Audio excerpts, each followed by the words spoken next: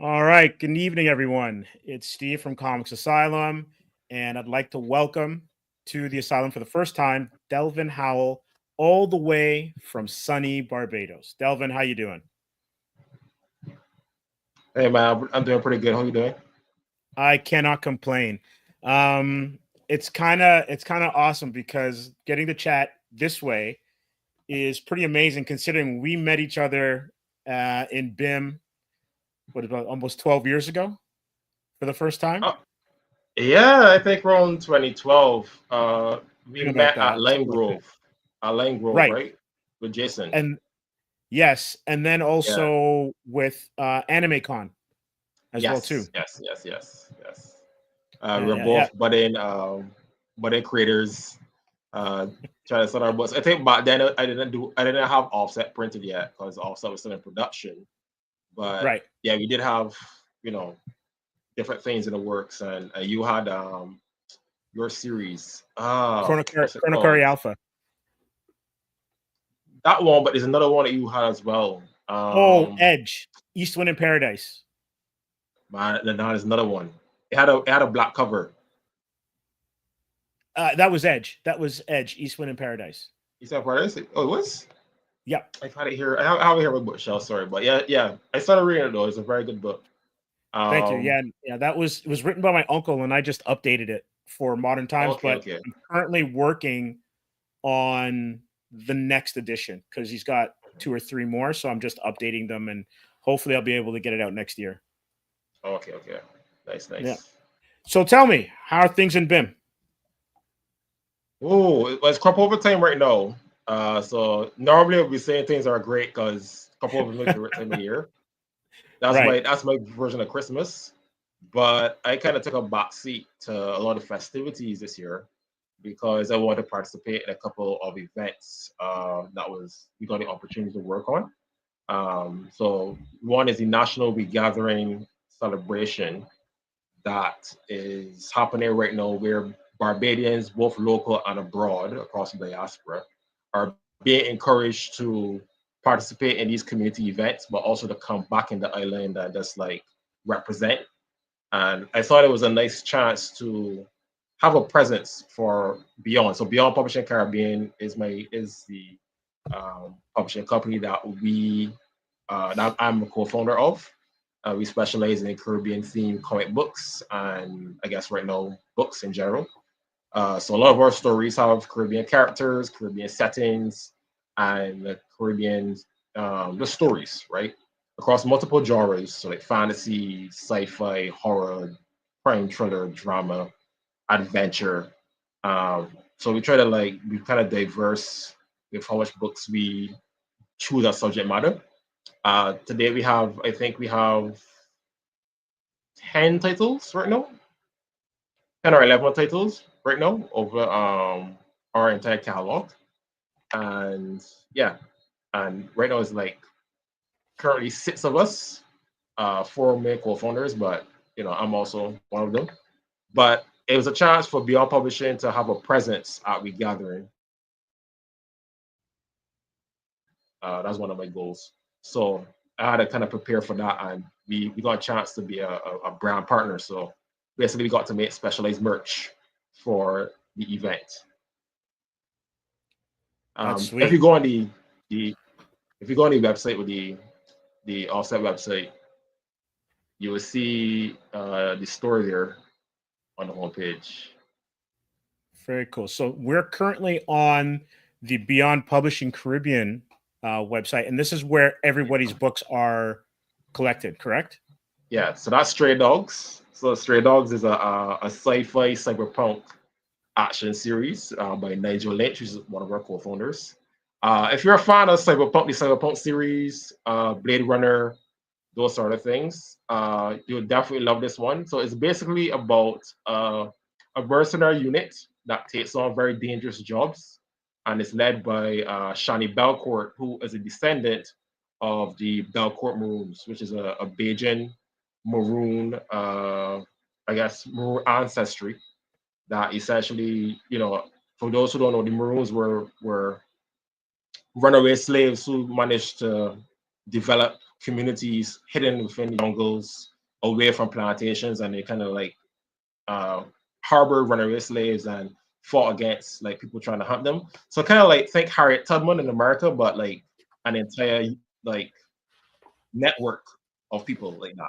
So basically, she's a descendant of one of those Maroons, but obviously, like hundreds of years have passed since then, and it's like the distant future, and she kind of like has that kind of ancestry in her taking all the odd jobs. So right now, it's an anthology series, and what Nigel has done is he's managed to he's managed to have like these comics that have like a contained story, so a beginning, middle, and end, and Right. it tackles different jobs and different characters and different situations, and they kind of have like connections between the two. So he has Stray Dogs, he has a Critical Ops Task Force, which is in the same universe, but it follows a group of super soldiers or genetically enhanced soldiers who also take on Davis missions, and some of them they make kind of appearances in the main Stray Dog series. And I think he has another one that's in the works or that's recently released called Neon Ghosts, which has one of the characters from the Stray Dogs movie series that has her own spin-off. She's kind of like a solo Asian assassin. She's kind of like a ninja who kind of does like a lot of stealth missions and has her own adventures as well. But it's crazy, man. It has like really gritty actions, cyber hackers, terrorists, even like vampires at one point with like not. It's kind of batshit crazy, but what I like about Nigel's series is that it's very contained and it's very like efficient storytelling, and you feel like you eat a full meal after every chapter. So that's something like Right. he's very good at executing. So yeah, so you should check it out.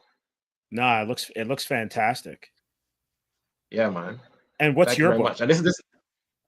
So my book is Offset. So I'm the creator of the Offset series, Which is this one right and here. this is yeah, this one. So the Offset is a Caribbean fantasy series that follows a young sticklicker named Carl Harding, who discovers an underground opiate trade in a Caribbean island called Bimshire, which is an alternate version of Barbados. So the opiate trade, which is called the Dark Arcs, is uh, a trade where magic is traded for a fee. So basically, the way it is that you're able to get miracles, but to get those miracles, you gotta incur debt. And Right. Kyle, unbeknownst to him, and his mother has made a pretty heavy debt that she left before her passing, and it's kind of led him to encounter various characters from Caribbean folklore. They're brutal creatures. So we got shaggy bears, steel donkeys, bakus, mokajambis. You got brutal serial killers like the Heartman, and devious witch doctors who all want to claim the debt that his mother left behind. So this is the comic, the first issue, and that's called Hard in there. So he fights about sugarcane. The sugarcane being the only memento that she left behind. Brilliant. And yeah, she's basically does looking for sugarcane. Um, I won't get into the specifics as to what the sugarcane is like because it is not a normal sugarcane. I think early on the first encounter is that it's hard enough to block a cutlass blade, so it doesn't break from a full-on strike. And he was strong enough to break rock with it as well. And so like as the story goes on, for this cane is kind of different. But it has three characters. So this is Damien Collins, and he is essentially a carefree Rasta who is the ideal island youth, right? He's very sociable. Everyone likes being around him. He likes to party. He's very laid back, but he has a very, as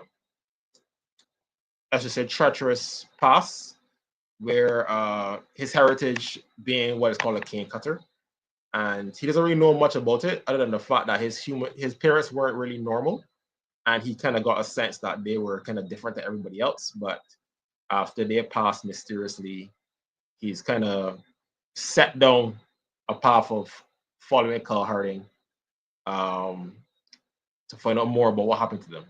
So he's the second main character. And the third character here is Sniper, right?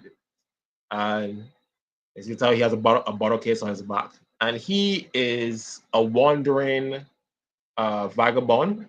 Basically, he comes from a group of assassins, or I guess you could call them bottle ninjas, that specialize in far range marksmanship and assassination. So think Bullseye from Daredevil, but like a whole like organization of Bullseyes. And so it's usually fight big rocks, bottles, that sort of stuff. And within the world, within the Dark Arcs, they're the ones that they're very renowned. So people kind of have a certain hatred for the Peltain family, which is the name of the organization, the Peltain family.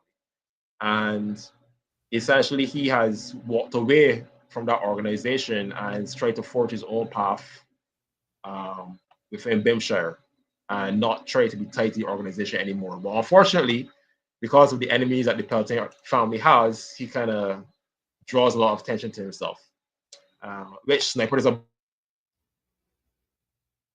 back down from because he has a very heavy temper. So he doesn't shy away from from a fight. But yeah, that's the first three chapters. Sorry, four, the first four chapters in the comic.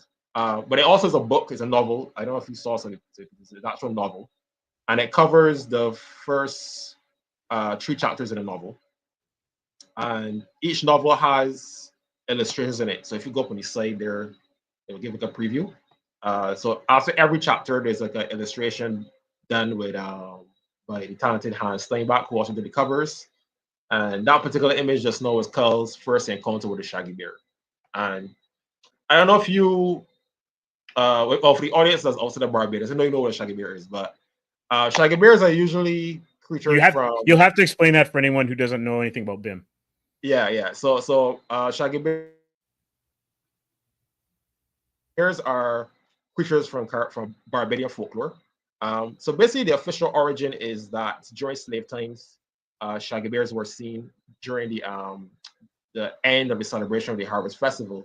They were seen as a means to generate good luck. So what would happen is people would take like fabric from any like cloth or anything or clothes that they had, any old clothes they had, and they would give it to a witch within the community or someone who thought was a shaman or a witch within the community.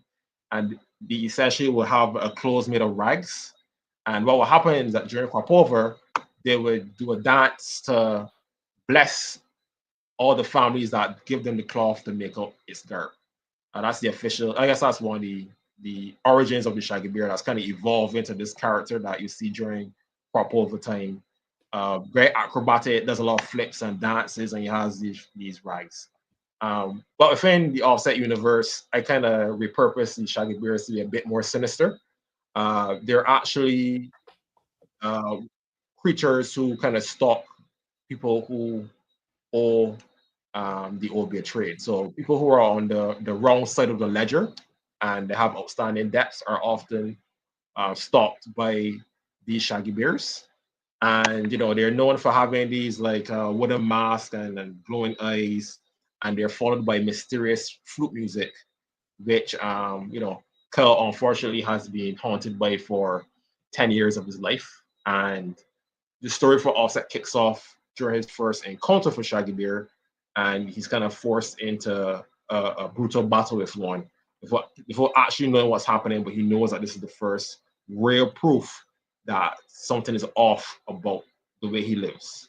So that's kind of how we're jumping in. And chapter 1 and issue 1 of the Offset comic has that fight between him and Shaggy Bear for the first time. So that's actually pretty cool. Nice. Into any more about that, but yeah. So I managed to balance. What was cool about Offset is that it kind of balances Caribbean folklore, magic, action, crime drama, and horror all in one package. So I always thought people think the Raid movies, like if you know that you're familiar with Raid. Absolutely.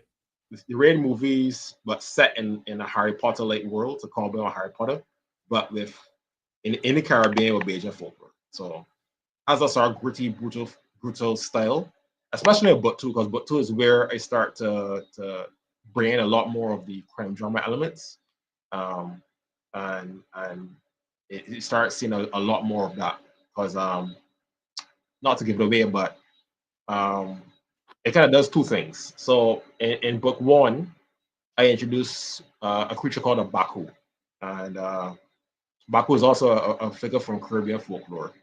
Uh, Originally, how it is in our folklore is that it's supposed to be this little creature that you basically give it like milk or you give it some sort of thing to appease it, and it basically can grant wishes. That's kind of like how it is. And the origin in Offset isn't very different to how I interpret it in this. And Offset is a wooden doll that essentially like it can give you anything it wants, but it wants one specific thing. So in the first book, it wants rum. So you got to keep giving it rum. Every wish that you make, its need for rum becomes even greater. So that becomes a bigger problem. And if you make it pissed off, it becomes like a almost like a natural disaster waiting to happen if you don't appease it. And one of the questions I asked in book two, which is Children of the Gulf, is what would happen if a gangster, like a normal street gangster, had access to a creature like that? Like he can ask for everything he wants. So we kind of had that character within the story where a gang member he got access to one of the Bakus and he used it to outfit his gang with as much weaponry and guns as they can muster, enough to rival or even dwarf local military. And he used his power to take over all the other gangs within the island and to take over the parish, one of the parishes within the island. So that's where the crime drama elements come in. So we kind of interpret that within the story, along with the magic and the mayhem and the action and stuff. So it's kind of was a fun thing to get into. So yeah, that's all set. Yeah, that sounds great. I didn't hear you. No, I said it sounds great. Like it's like a really rich story. Yeah, You know, you're thank you. combining all the elements of storytelling that people love, as well as a beautiful setting of Barbados. So you can't go wrong. Yeah, yeah. I always I try to use that. I try to challenge how people see the Caribbean. That's one of my goals, which kind of clashes with, I guess, what the Barbados tourism product would like to be. But I try to challenge what people see the Caribbean as. Everyone always has this idea that Caribbean is just like a paradise that is there to entertain visitors, but that's not who we are. As an island, we have along with the beauty and the culture and the the vibrancy. There is darkness here. There is some pretty grave history, some horrors here as well. But I like Yes. to try to balance that within the actual vibe of the story. You know what I mean? That's a short difference. Like I tell people that no, like if it was to compare it to a vibe. So say like how people look at Ghost in the Shell being like a big influence on the Matrix, or how to look at Paprika to be like a big influence on Inception. I would say Right. like if it was to compare, and I would say there's an influence, but it does have the vibe that I'm going for. If you was to look at Chainsaw Man or like Jujutsu Kaisen and how they portray Japan and how they present Japan and have that kind of juxtaposition where it's like it's beautiful but also terrifying and horrifying and gritty and it balances all that. I want to have that same effect but with Barbados. That's kind of like the vibe I'm going for in the Caribbean in general. I want to have that same sort of vibe. So that's kind of what I was doing with Offset. But I also worked on another series recently called Loose Change, which is a very different vibe than what I described earlier with Offset. I don't know if you can get into it. Let me see if I can. I'm just gonna go back and see if I can find it. Yeah, Yeah. but tell us about Loose Change. So Loose Change is a project that I came up with during COVID, and luckily, Beyond Publishing has been uh, awarded funding to pursue the IP through the Creative Caribbean grant initiative that they had around 2022. So we kind of were the awardees for that. So essentially, it is a comic that encourages financial literacy in readers young and old, and it basically takes place in a prestigious business school. So, how would I describe it? So, Loose Change takes place in a version of the Caribbean, a version of history where CARICOM actually works. Now, for those who are outside the Caribbean and are unfamiliar with CARICOM, CARICOM was our regional United Nations. It was our European Union to say. It's like all the Caribbean islands were supposed to come together to form a Caribbean community, and I guess that's what happened. That was the idea when it was originally founded. But it was supposed to be a single market and economy. So everyone was supposed to come together and essentially trade, have free trade, free movement, and like eventually even one currency between the islands that they can then, build industries off of and have access to all the resources and the massive market and whatnot. So this change takes place in a version of the Caribbean that is like that, where as a result of that, we have they have managed to build massive businesses and industries as a result. So a lot of powerful entrepreneurs and family dynasties have risen from that, but it still wasn't enough for us to stand on the world stage. So what the private sector and the public sector decided was, hey, we need to pass on our knowledge from young, right? We need to make sure that we have, we kind of losing in terms of time. So we need to train our young ones from the time they can train for as early as like 10, 11 years old, so that by the time they graduate, they're prepared to just make powerful businesses right out the gate. That's the goal of both the country's governments and the private sector.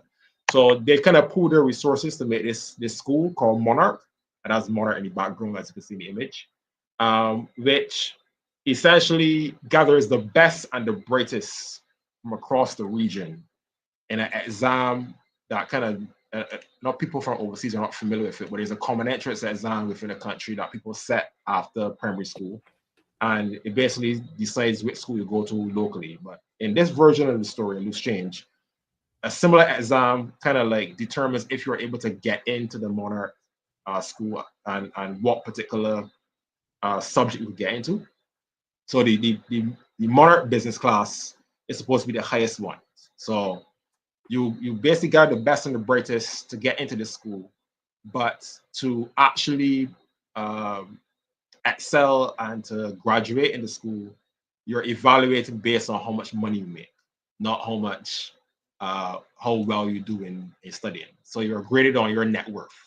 The whole point is the school is to make money as opposed to have good grades. A capitalist dream. Yeah, it's kind of like that. I say it's kind of like I tell people the shorthand description of it is like imagine Shark Tank with explosions, and that's kind of what this change is. Shark Tank or The Apprentice with explosions. It's kind of like that. So it kind of stars two main characters. So the two main characters. First one is Desmond Des Hold It. That's Des there that you can see in the corner panel. So he is a genius kid, genius boy, but he comes from very humble beginnings. And his mother was a hawker, and she basically like realized that she's very smart, that her son is very smart, but he needs to have the support financially to him to learn to get to school. So she kind of does all these odd jobs, like she sells food and sells fruit and vegetables, clean fish, sells snow cones, all these different things, just so that she can make sure that her son could have enough money to go to school. And Des kind of realizes this, and he endeavors to go into Monarch to find out how money works, because he figures that if he can find out how wealth works, that means he can repay his mother for all the sacrifices that she made to make sure he got a good schooling. So that's his big motivation for getting into school. So he's one of the main characters, Des. And the second main character is Marcella Marcy Fowler. And Marcy, she is from the wealthy and prominent Fowler family, which is a family of serial entrepreneurs. And each one of the family has a very powerful business across the Caribbean in multiple different industries. Like one is good in real estate, one is good for hotel, tourism, one is good in fashion, etc., etc. And she is the youngest of three siblings to actually enter the school. Her brother and sister have already graduated from Monarch, and they've gone on to make powerful businesses of their own. So a lot of pressure is on her to do well at the school, right? The only difference is that she doesn't really care about making money. I mean, she's already a multimillionaire at her age, but she finds the whole process of making money to be. Hi, how you doing, man? She finds the process of making money to be oppressive, essentially. So what she wants to do is she's a creative, so she wants to create, she wants to express herself. So she she endeavors to follow in her brother's footsteps because her brother is a fashion mogul. So she kind of has the same. He kind of solved this problem already by combining art and commerce. So she's trying to find a way to make use business to express herself. So that's her main motivation. So Des and Marcy are kind of like rivals who kind of push each other to perform in these like again Shark Tank apprentice like challenges where they have to do these term trials centered around different commerce. So that's kind of like the overall kind of premise of the thing. So yeah, but it's despite all that I just described, it's like a very colorful book. We tried to have something that's kind of vibrant that even like a little 9-year-old or 8-year-old could read and enjoy and dig. But at the back end, they would learn about finance. So that's kind of like the goal of the book. And again, it's like a thought experiment. I don't know if you're familiar with sports manga, like you familiar with the genre. Mm-hmm. There's a phenomenon in Japan where so whenever there's a popular sports manga for a particular time period, enrollment in that particular club skyrockets to match the popularity of the manga. So, like for example, Got it. Haikyuu, popular volleyball manga, all of a sudden for that period, volleyball clubs enrollment is skyrockets for that time, and it goes on with tennis and volleyball, and recently football will be locked. And this also happened with other shows like Food Wars. They had an interest in home economics during that period as well. So it didn't only extend to sports. So when I saw that, I kind of realized, I haven't seen anything around entrepreneurship or finance done before, at least not in that approach. So I decided, hey, what would as a challenge to myself, because I'm kind of known as like the warmonger within Beyond. I'm kind of like the action dude. So I was like, all right, let me try to do a non battle comic. So Right. it's a battle comic that doesn't have action in it, but at least not in the traditional sense. But it still has the laws of a battle comic. And it's okay, let me try to do this around finance and try to have it like, let me see if we can actually have that same effect with finance. So that's kind of like the experiment for this particular project. So that's kind of how we are going about it as an actual story with a compelling narrative and very emotional stakes. But on the back end, we learn about something. So you're not necessarily being taught down to in the book. You're more like this, engaging the story. So that's kind of like the goal. That's amazing. I'd like to welcome Vaughn Joseph. How you All right, doing, man. buddy? Hello, gentlemen. We're here with Delvin Howell out of Barbados, and Yeah. he's filling us in on some of his creations that he's got with Beyond Publishing Caribbean. And we're gonna, after we talk to you a little bit, we're gonna dive into this little slideshow, which talks about and expands a little bit more on loose change. So I guess you've joined in late. Is there anything you want to ask Delvin before we hit the preview slide?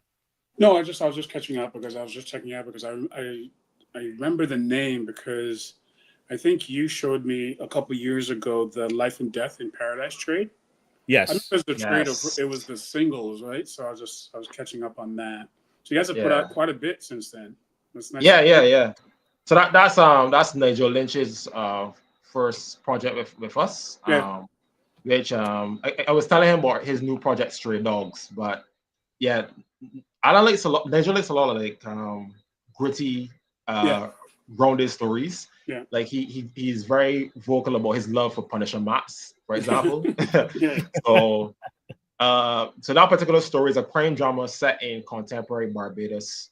I usually tell people that if you like The Wire, if you like things like Breaking Bad and those sort of shows, you would like this because it's kind of like has that same vibe, and it kind of follows, as you would have read, it follows a policeman who went deep on the ground, and he kind of just recently got released and is trying to get his bearings with regards to gang life in Barbados, and it sort of kind of picks off from there.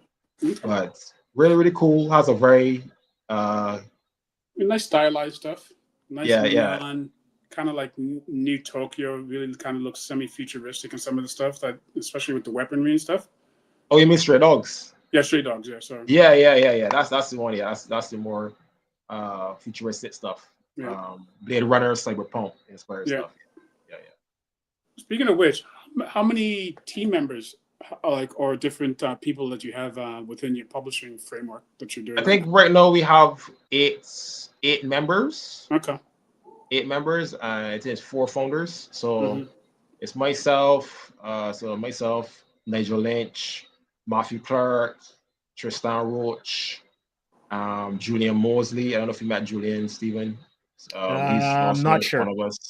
Aguinaldo Belgrave, Alexandre Haynes. Yeah, that's the core, and I think Jason Haynes as well. So that's the core group. So is this one a Kickstarter that you're doing right now, or is No, he just grabbed me on. He just invited me on. Okay.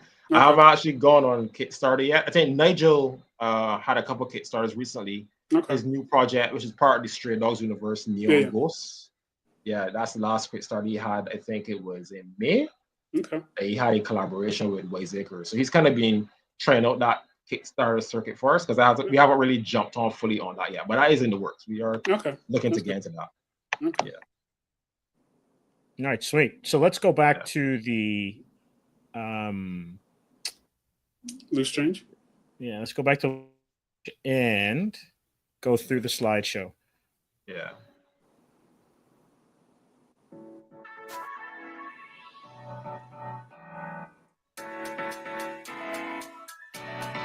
So that's Monarch there.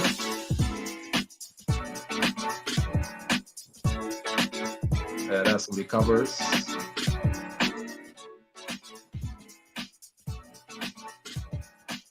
That's Des. With the art page.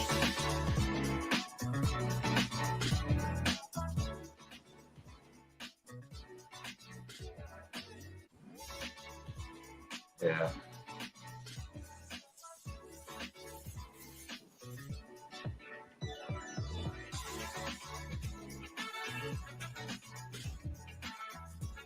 So what we try to do with these visuals as well is a lot of it has a lot of what we call, I guess what they call in Japan, signification. So we try to have a lot like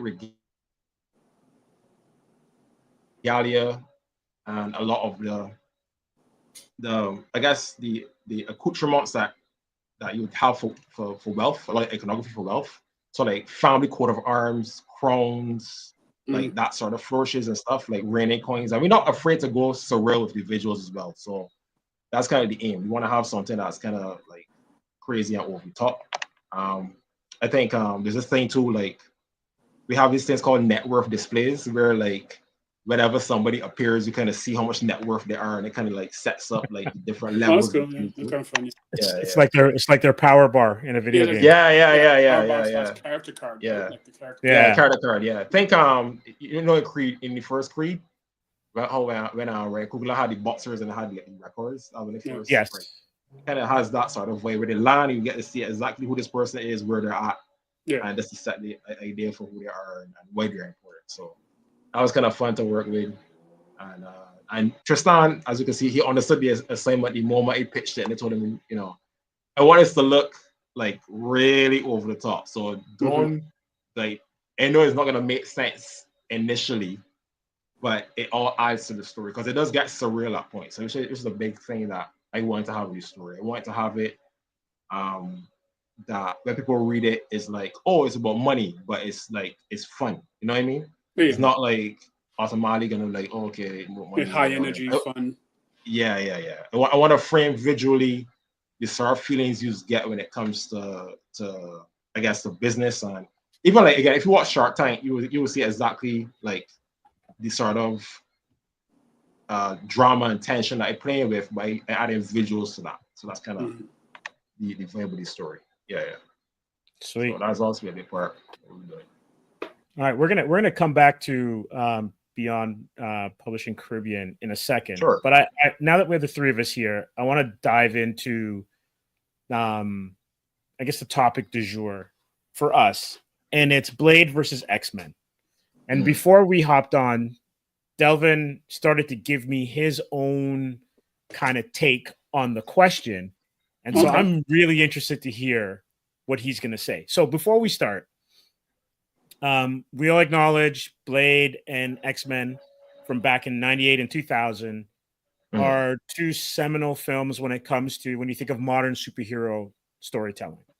A lot of people think of, depending on like what age you are, Superman in 78, Batman 89. And obviously there are movies in between of varying degrees of success and more so failure that we can point to.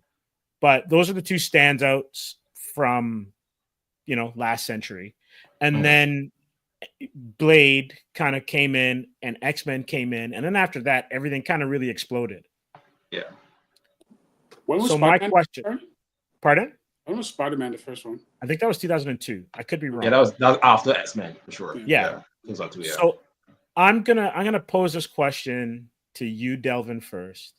But before I do that, I'm just gonna go through the history of both movies. We're just gonna take a look at the box office, take a look at a little bit of their Wikipedia pages, and then you can give me your take on it. Okay? So let's hit up with Blade, because Blade came out first in 98. Let me see if I could find it here. So, box office for Blade.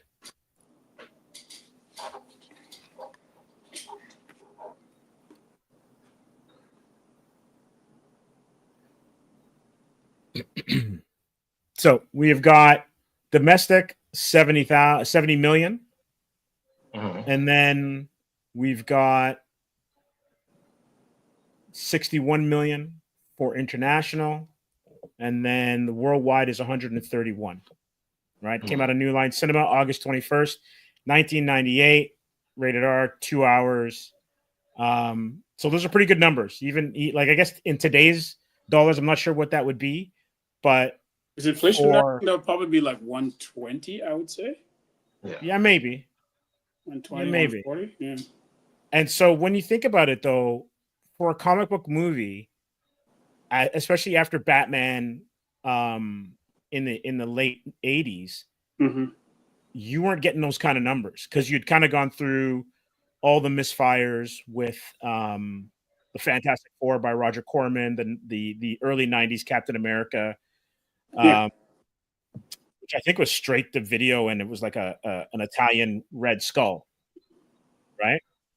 And if we take we won't even go there, right? We're basically he was more Jigsaw than anything else when you think about it. Yeah. Oh shoot. Because I think he had the face that was kind of like distressed more so than anything else. So let me see here.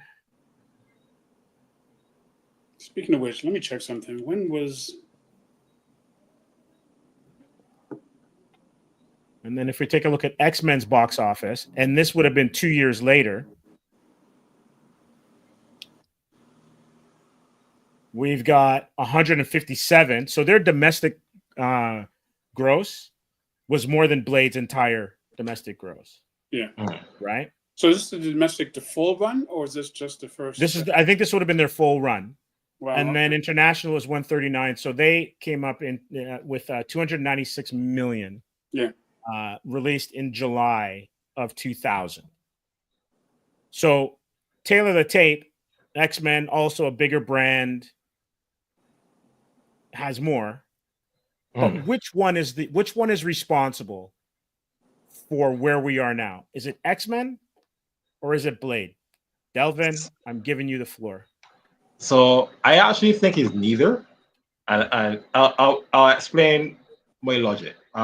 So when I think about the current comic book superhero movie craze, I think about the general audience expectations of what a superhero comic book movie is and how close it resembles the source material now more than ever before. Well, they kind of slipped up with the recent adaptations, but definitely like there's a certain point where I actually started to see the comic book movie and I was like, shit, this is just a comic. This is Right. like bar for bar. There's no like I don't have to make any concessions based on a particular vision, right? So like when Blade came out, for example, I didn't know that Blade was a Marvel character, right? So Blade came out when it was like I think 10, 11. I was kind of young when Blade came out. Loved it, thought it was badass, but I did not know that Blade was a comic book character until I saw him in Spider-Man. He was in Spider-Man cartoon, the animated Yeah, series. in the animated And series. yeah, I Yeah. saw him in the episode. And I was like, "This is the same Blade." And so I looked it up and I was like, "Yep, he's a Marvel character." And I had no idea. I was like, "This is Wesley Snipes." I had no clue.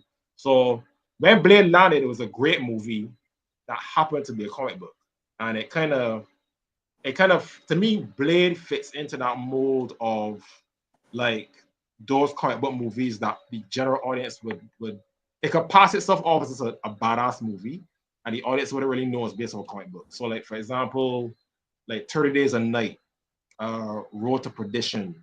Right. Um Road to Perdition th- does not get enough credit as being a comic book yeah, movie.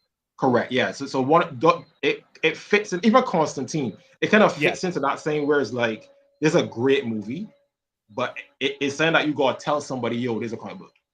Or like back in the day when, as a young creator, people were saying if you have this idea, let's make a comic first and let's pitch and then pitch as a movie. That's what like it was those sort of movies that I kind of was picturing back then because it was like, okay, this is the vibe. And Blade kind of spawned like a whole genre of movies after that too, where well, let's say spawn it, but it kind of piggybacked off the Matrix like 90s black trench coat sort of style. And Yes. what kind of happened was like after Blade, you started getting Underworlds. You got like the terrible movies like The Covenant, like stuff like that. I was kind of Yeah. copying that same like everything was gray and had that blue tint and it had that sort of gritty vibe. But I think that came really after Blade. And I still had Blade as a masterclass. Like I was a guy that was like really hesitant to watch Underworld because in my head it was like it's the band of Blade. But after a while, it's a chicken. I love Underworld. So yeah, that's all. I think that's to me that was Blade's impact more so than anything. X-Men 2 is a little different. X-Men we know is a comic book, but X-Men as a series was pretending not to be too fixated on the comic book roots. That was still like in the age of like trying to make comic books work in live action and by doing the stuff that people think are ridiculous, but say, okay, we can't be focused on being comic book accurate. We gotta fit in. So, like for example, the decision to make these suits like jet black, Jet Black, like yeah. that never sit well with me. I mean, obviously it was cool and it's kind of cool to see characters and their powers. I still love X-Men 2, especially the iconic opening scene with Nightcrawler in the White House. I Mhm. love stuff like that, and the special effects were catching up to the ability. So I think that was one of the first movies to really show, okay, you got your special effects to really do these characters justice. And obviously that led to things like Spider-Man, which is like, okay, you definitely can do a Spider-Man movie. No, because you can actually, I think Spider-Man, Spawn, I kind of have those in the same sort of technology. Where Spawn is like a lesser version of that came out in 95, 96, kind of like Yeah, around there. around there. So like I was like, when I first saw Spawn, I was like, okay, we could do Spider-Man because it kind of is the same look. And then when Spider-Man came out, I was like, oh shit, okay, yeah, you definitely get the memo. But it still you had to make concessions. Like Doc Ock looked like, he didn't look like his comic book version. Spider-Man didn't have web shooters. They had like concessions that had to be made to make it fit in, right? And obviously that kind of led to like the Christopher Nolan's, his interpretation of Batman and how you have comic books that could be great films and they're based off of comic book characters, but they aren't like the current expectation of like there's the comic book vibe. Now, I think in terms of that's what my answer is needed for both of them, even though they're very iconic and impactful movies in both their respective rights. I think in terms of the current comic book craze and the expectations, I probably have to give my hat to the first Avengers. When Avengers came out, I think something switched, something shifted in terms of how they're able to present comic book stories. Things were a bit more colorful. I think like they start to move away a bit from the groundedness because even like if you look at early MCU, it was still very grounded. Everything was very like based in technology. Like everything was kind of coded around Iron Man, right? And when they were trying to introduce magic with Thor, it was still a little awkward. But everything for the most part was still kind of grounded. But with Avengers, I think they kind of figured out a visual style and a motif to have the color and the gravitas and the way they kind of frame the battles and the hero moments and the shots to actually mirror a comic book. Not necessarily depending solely on like bullet time, but the way they use slow motion and the camera to really capture like those amazing two-page spreads that you will see in the comic book. That was the first time I saw that was in Avengers.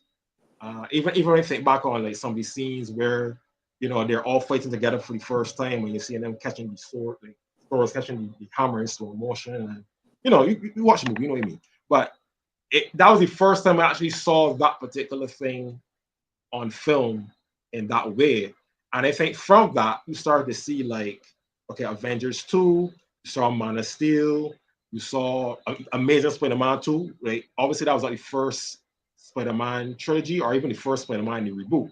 But after Avengers, when Amazing Spider-Man 2 came out, that looked like a comic book. That looked like exactly like a comic book. I was like, oh shit, they're kind of figuring out how to make this stuff look like a comic. So now when you see a comic book adaptation, you kind of imagine the bright, vibrant colors.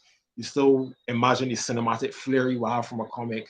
You still have expectations for the characters, costumes. Costumes are no longer acceptable to have a costume that does not look or resemble the comic counterpart. No matter even if it's ridiculous, you have to at least pay some sort of homage to how the original comic book version looks. So you can't like you're not gonna get away with dumbing it down or making it look a little thing.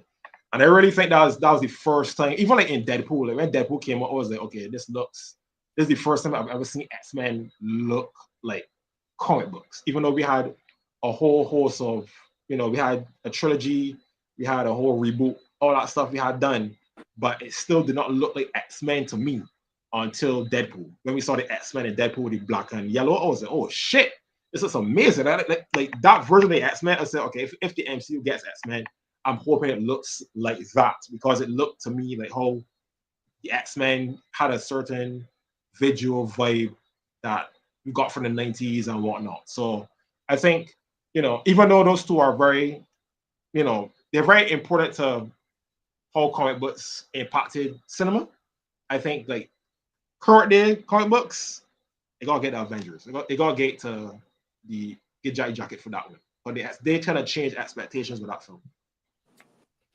I will say that I'm not sure which Deadpool it was, but that was the best that Colossus had ever looked.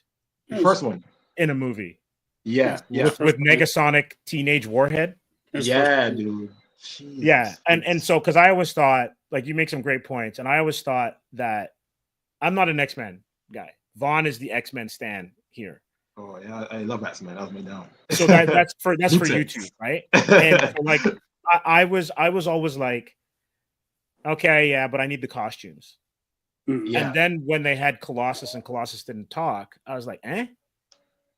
And so when Deadpool actually kind of portrayed him as like an older version of Peter, yeah, right, not the teenage version, and he looked great, and he moved great, and maybe it was the technology was finally on board. I was like, okay, finally, yeah, the X-Men kind of look like the X-Men.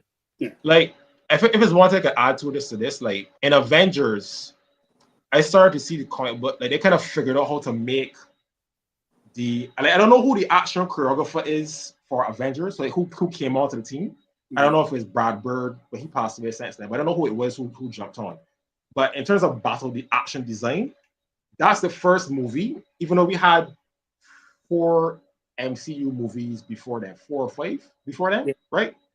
That was the first time I actually saw the Marvel comic book characters fighting like how I imagined them to fight in the comics. So that's the first time we saw Captain America properly use his shield, like his actual fighting style. It's the first time we saw Thor properly use his fighting style. I was like, okay, they may kind of figure out how to get these guys to fight properly, because when I started to see that and I see how it kind of evolved with phase 3 with like Winter Soldier and that kind of phase of movies, I really started to think like, if these men got X-Men, we're gonna see how Wolverine actually fights. Because no disrespect to Hugh Jackman is like, he is Wolverine, but I've never to this day, I think up until Deadpool and Wolverine, I had not seen Wolverine fight properly on screen before. You know what I mean? Like you see like approximations, yes, but I kind of always imagine Wolverine to be a guy who's kind of feral. He's kind of like short and bouncing around and just like getting through and killing him very bloodily, gore and blood and gore, that sort of stuff. That's the sort of vibe we started to see with him. And I was like, okay, he has never fought like this in any of the films. But if they have the same approach with the MCU as they have with Captain America or Wolverine, this may be the first time we actually get a chance to see that. And I guess Deadpool and Wolverine kind of prove that point, because he fights very differently and very comic accurate in that movie compared to all the other X-Men films. So that's another reason that I would put that as like the main, like, in terms of current expectation, they figured a lot of stuff out that movie. All right, good points. Vaughn, do you have a counter to Avengers? Is it X-Men, Blade, or Avengers, which is I think 2010, yeah, or 2012, around there, 2012. Yeah. That is the film that is responsible for the current slate of comic book films we've got? So I'll go a little bit different. I'm actually not going to jump on X-Men or Blade. I'm actually going to jump down your lane, Steve. I'm going to go with Spider-Man, the first one. That's the one that I feel that... Stop the presses. Yeah. Okay. and that's not even my favorite Spidey. Okay. Yeah. But I would say Spider-Man kind of set the precedent in regards to... It kind of said it revolutionized a couple things. It revolutionized the idea that you could have full CG characters that were on screen that kind of took your breath away and looked photoreal to the point where you didn't have to use cheesy costumes. You had some concessions, like Dalvin was saying. Definitely had some concessions when you looked at like Green Goblin and stuff like that. Yeah. But I still think there was so much there that was innately Spider-Man that was so close compared to everything else. I felt that was the one that kind of set a bar that kind of all the other ones weren't hitting yet. And then you kind of looked at the CG and look at how much, even more so, all those movies were doing good when they opened, like Blade and X-Men. But when you really saw Spider-Man come online, that's when you saw the possibility of what a superhero box office could be. Yeah. Right? Spider-Man 2. I think Spider-Man 2 kind of raised the level, but I think Spider-Man as a whole kind of set a pedestal so you could kind of say, you know what? Look at this character. Look at what it could be. You could have fairly unknown names in the movie as well, too, and bring them to... Like, Tobey Maguire was a name. He was an actor, but I think that movie kind of shot his star up. And a lot of people, I think at the time, if you looked at it, the biggest person in that movie would have been William Dafoe, I guess, as the Green Goblin, as the villain. Yeah. But other than that, all the other actors were kind of no names, in my sense at least, right? They were doing stuff, but they weren't doing stuff to that level, right? Yeah. And I think also it set a precedent for Hollywood to say that you could do CG at the level where it's photoreal. You could have stuff where you're having full-on CG scenes that are replacements of not having to deal with costumes per se, practical costumes. So it started setting some of those things off the top and just kind of set the sci-fi visual effects kind of bar in a lot of these movies to the next level where you can kind of look at photorealism and be like, oh my goodness, right? Look at the possibilities. X-Men did some of that stuff, but most of that stuff was pretty practical in a lot of ways, right? They did like more particle and secondary effects were the things that they did in CG, but they weren't really doing like full character replacements. So I would say to kind of set the standard superhero movie where they are, I would say Spider-Man would be my choice, even as much as I love the X-Men and what he's kind of a pariah now, what Bryan Singer did with them and all that kind of stuff in that era. It was definitely a stepping stone, but I think it really peaked and set a precedent with Spider-Man, the first one. And then the second one even blew that away, right? So you start seeing where the total possibilities of, and I think that's where it kind of, that's where I would see where it kind of changed the game, right? Yeah, that's awesome. But I do agree with you where there was a lot of movies beforehand that were just good movies that ended up being superhero movies. Like even like I don't even know when Hellboy came out, like the first Hellboy and stuff like that, right? And a lot of people wouldn't know it being a superhero movie. They would just know it as a good semi-sci-fi type movie, right? A lot of that stuff got categorized as either just straight action or sci-fi or fantasy movies, or like the genre in between. I don't know what they would call it, right? But they weren't really technically, before there was like the superhero category of a movie, those guys were just movies that happened to be X, right, or whatnot. And it's funny, I would even more so, I would give credit to a company that doesn't get enough credit. I would say Dark Horse was the guys that kind of set a lot of that in place for a lot of these guys to kind of like Marvel and those guys to take chances, because Dark Horse probably had like 3 or 4 movies that were converted to stuff before everybody even knew a lot of this stuff was superhero movies, right? So that would be my, and then you look at these box offers, right? Like when that came out in 2002, right? Yeah. So you would see domestically, it was 4 times what X-Men did. It's crazy. It's crazy. Actually, domestically, it eclipsed both of them combined, both Blade and you look at that, right? And that was even 2002, so that was just 2 years difference. Yeah. And that just set, like, it just blew everything. Like, we hadn't seen numbers like this for movies yet, I don't think, right? In regards to box office totals, right?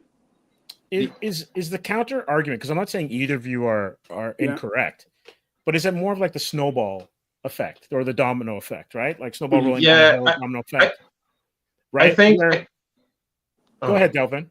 No, I was saying that I think that this kind of is reflective of the beauty of comic books, is that you have so many different definitions of what has led to the expectations of cinema when it comes to a comic book adaptation. Because, like, you do have the Blades, you do have X-Men. I totally agree with you with Spider-Man. Spider-Man's era, especially the Tobey Maguire era, was like, I think that was like unprecedented at the time for sure. And I was still kind of upset that, because the reason that I would say the only counter argument I would have to that is that it was still in the trilogy framework when it comes to comic book adaptations, where everyone was like, oh, it got to be a trilogy. And I'm like, it's Spider-Man. Spider-Man is massive. You can't just stuff all of Spider-Man's story in 3 movies. That's the mistake with the third one. You try to stuff so much into one final movie instead of just continuing. And we're not going to talk about the third one. We're not going to talk about it. The third one never happened. That's the thing that messed it up, right? So like, it never happened. The thing about it is the expectation now is like, hey, we want to have a universe. We want to have all these side things, because back then they were still in love with the whole, the whole trilogy thing. They didn't think about having a universe. And then on top of that as well, like, you can even argue Iron Man. Iron Man was the first movie to have like the after credit scene to just say, hey, this character from the Incredible Hulk, was it Incredible Hulk? What came first, Incredible Hulk or Iron Man? It is Iron Man. Technically, it's what's a good question. I'll have to check it out, but I think technically it's Hulk and then Iron Man. Yeah, because so like at the end of it, when Samuel Jackson is like, hey, I hear talk about the Avengers Initiative, like that moment is massive. That's like that has a huge snowball effect. And I still kind of even remember Iron Man 2, when Iron Man 2 was screening and people were reacting to all the Easter eggs and having that being like a big part of the film and the enjoyment of the film, it kind of raised expectations to like, okay, we kind of have to have Easter eggs in our movie. So like, it is a snowball effect to answer your question, where all these other things, even like we can't ignore Nolan raising the standard of what a comic book movie could be. Yeah. Critically, like the expectations critically for what a movie could be. You can't ignore that. That's like massive. Everyone's expectations were like, yo, you can't just say it's a comic book movie anymore. Because it's a movie, right? Yeah. You reach the heights already, so you can't think. So like, it's kind of what makes like even the expectations are a little higher now, because a movie that would be perfectly fine in 2020, I would say early 2000s, like Thor: Love and Thunder, right? Like trash, no, right? We hate that movie mostly because the potential is squandered, right? We kind of know if like that source material. Like, I'm not a big Thor fan, but I am very familiar with that particular storyline. That story, that was right. So like the potential for that was so massive. I was like, there's no way that you could be satisfied knowing the source material, given that we're in a post Dark Knight world, we're in a post Infinity War world, we're in a we're post past that era that Thor: Love and Thunder will be acceptable because the standard has been risen, right? But if that movie came out in 2001, 2002, I would have been like, yeah, that was great. I love it. But no, it started too high for me to accept that. So it's kind of like a snowball effect where all these other things happened. Yeah, it kind of contribute to what we expect now when it comes to superhero movies. For sure. Or comic book movies in general. I would love to invite to the scene Kwame the Quamster. Welcome to the Asylum. Friend of the show, friend of the mag, friend of the brand. How you doing, sir? Good, man. Good. How are you guys doing tonight? Good, brother. We're good, man. Good, man. Yeah, we're just enjoying chopping it up about comics and, you know, which movies deserve the credit, the crown for being the one to have us where we are now. We have some great takes. Delvin, I said, is it Blade or X-Men? Blade 98, X-Men 2000. Delvin went off the track. He just spun up my entire question and went with Avengers in 2012. Yeah. And then Vaughn, he says if it's not that movie, it's Spider-Man in 2002. Wow. Right? What's your thing? What's your point? And then I'm going to get back to what Delvin was saying earlier. Mine will have to be Tim Burton's Batman. Okay, so you're going back to the OG. Yeah. Okay. I have to go to there because of the simple fact that it was the first time somebody said, all right, we're not going to make these characters campy.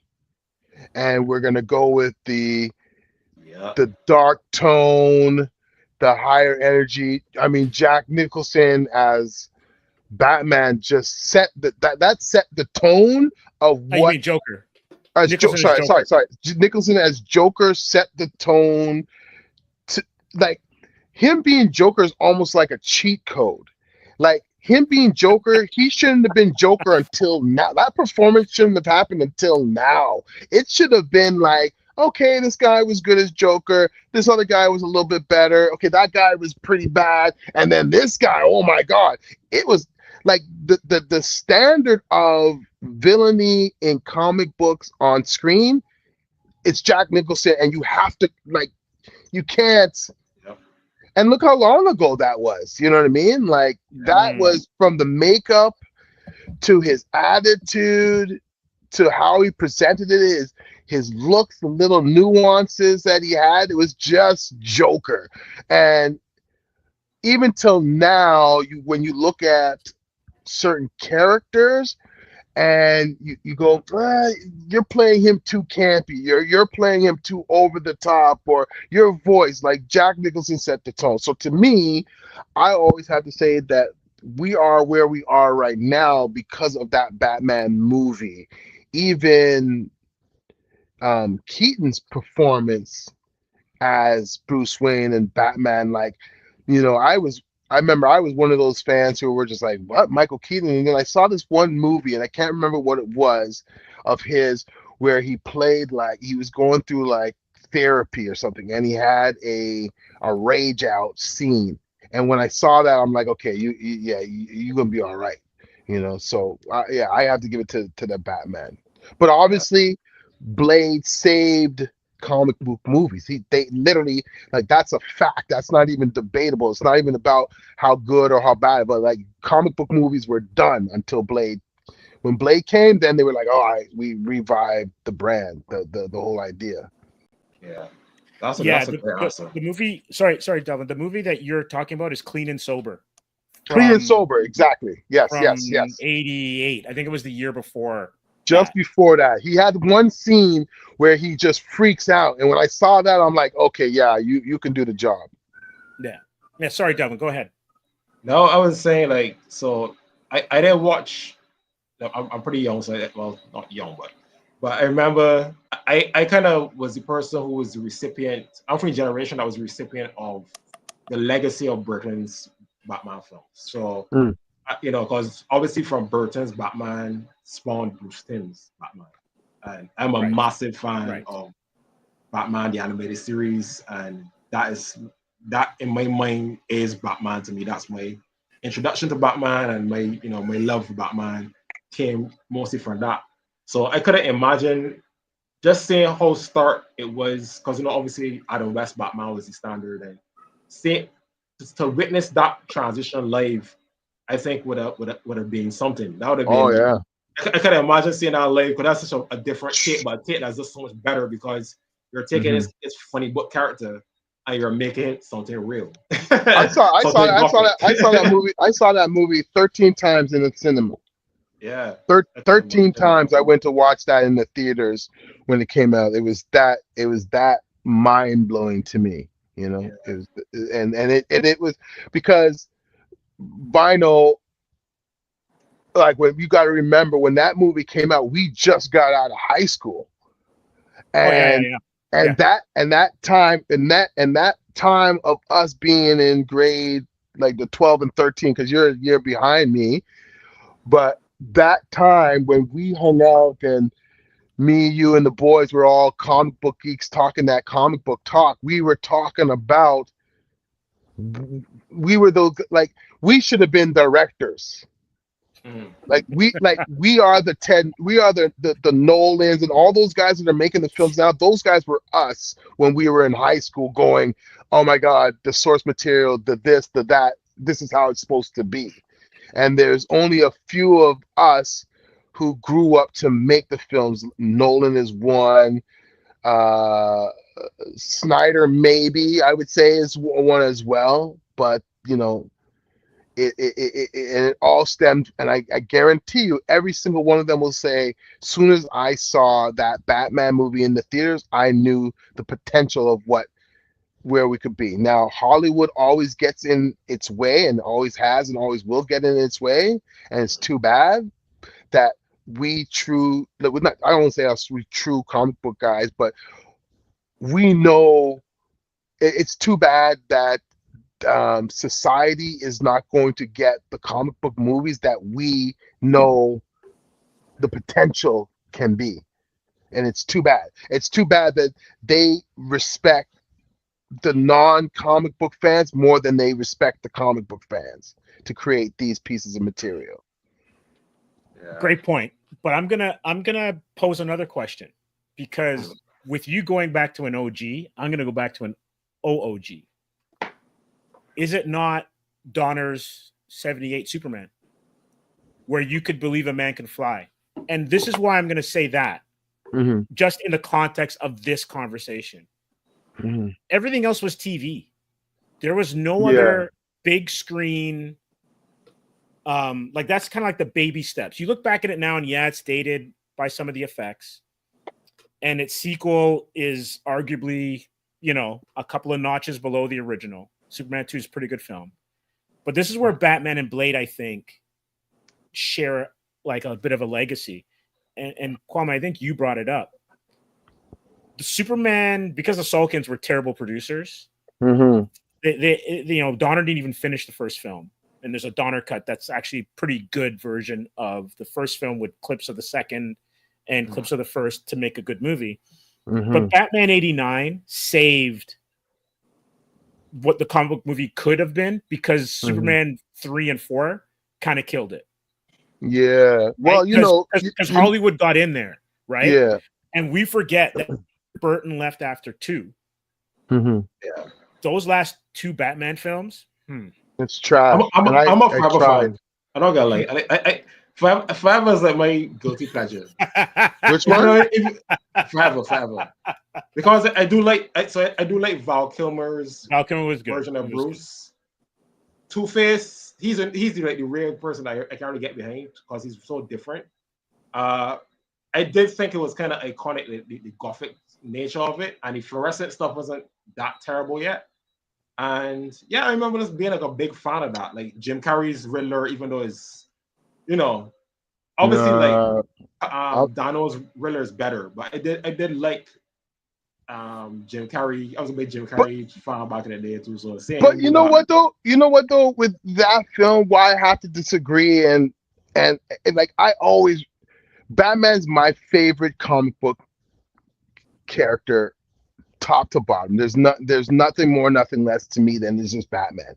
So what disappointed me about that again is if you read the source material, especially during that time that film came out, it made me so upset to watch something so campy and so over the top that I was just like, you gotta be kidding me that they would actually make something like this, knowing how hot Batman as a comic book was. So, Bino, correct me, when did Dark Knight release in comparison to that Batman film?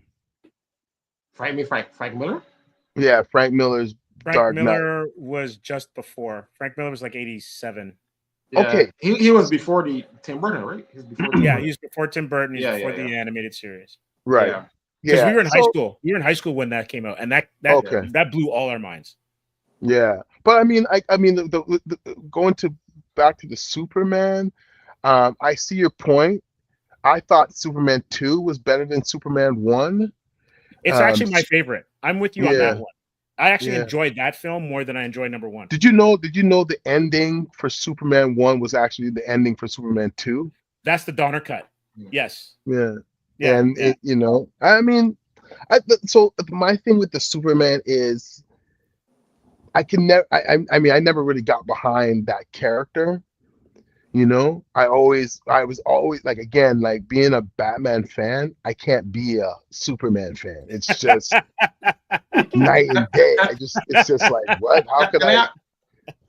Can I ask you guys a question though, as people who like, I always wondered about this, and this may seem controversial. So, people who love Superman, especially that were around when Superman first screened, right? Donner Superman. They have a certain expectation when it comes to a Superman film that I feel it always is in that film's shadow.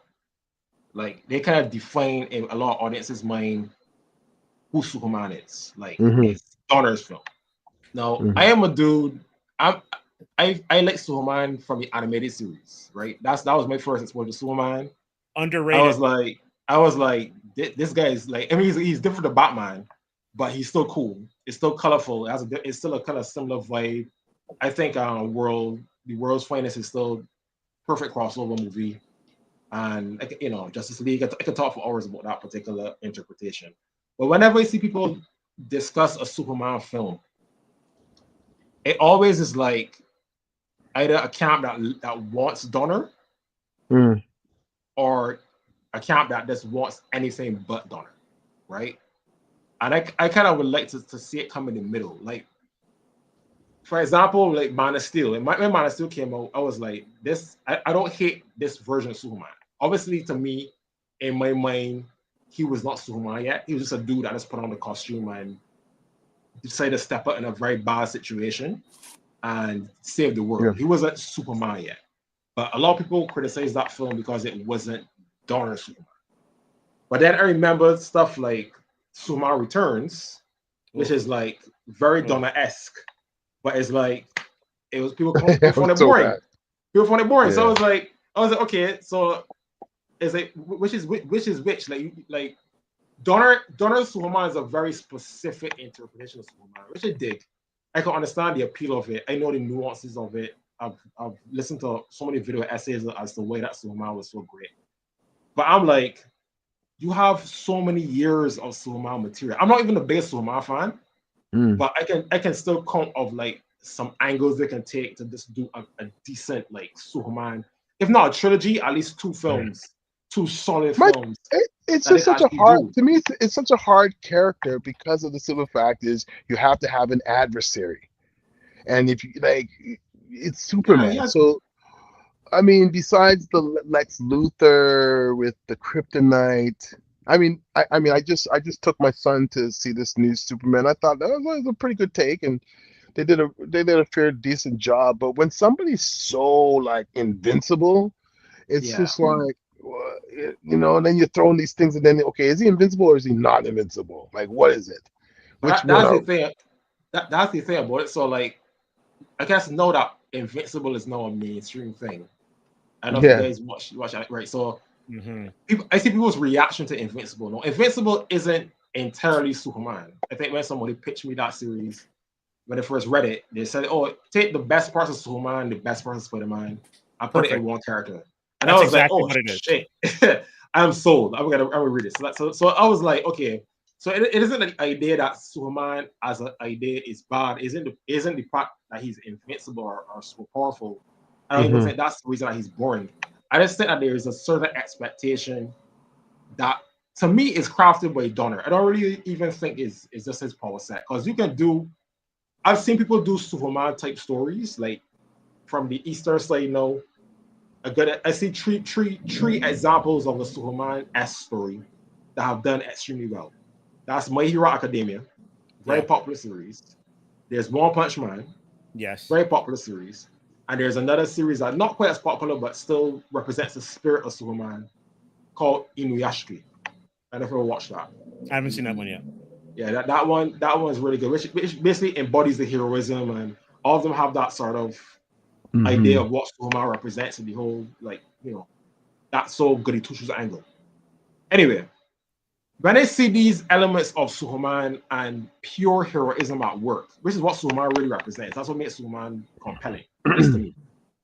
I'm like, this can work. Like, I don't understand why it's so hard or why people try to stain Superman. Either as having him being super all American, super grounded, super like, okay, he's a good goofball, goody two shoes country boy. You have that, or he's a god messiah like figure. You know, why can't you have like a nice happy medium? You can have a happy medium. I feel like, and I I don't know think if it's that because would work in series. That would work in series more than that a movie.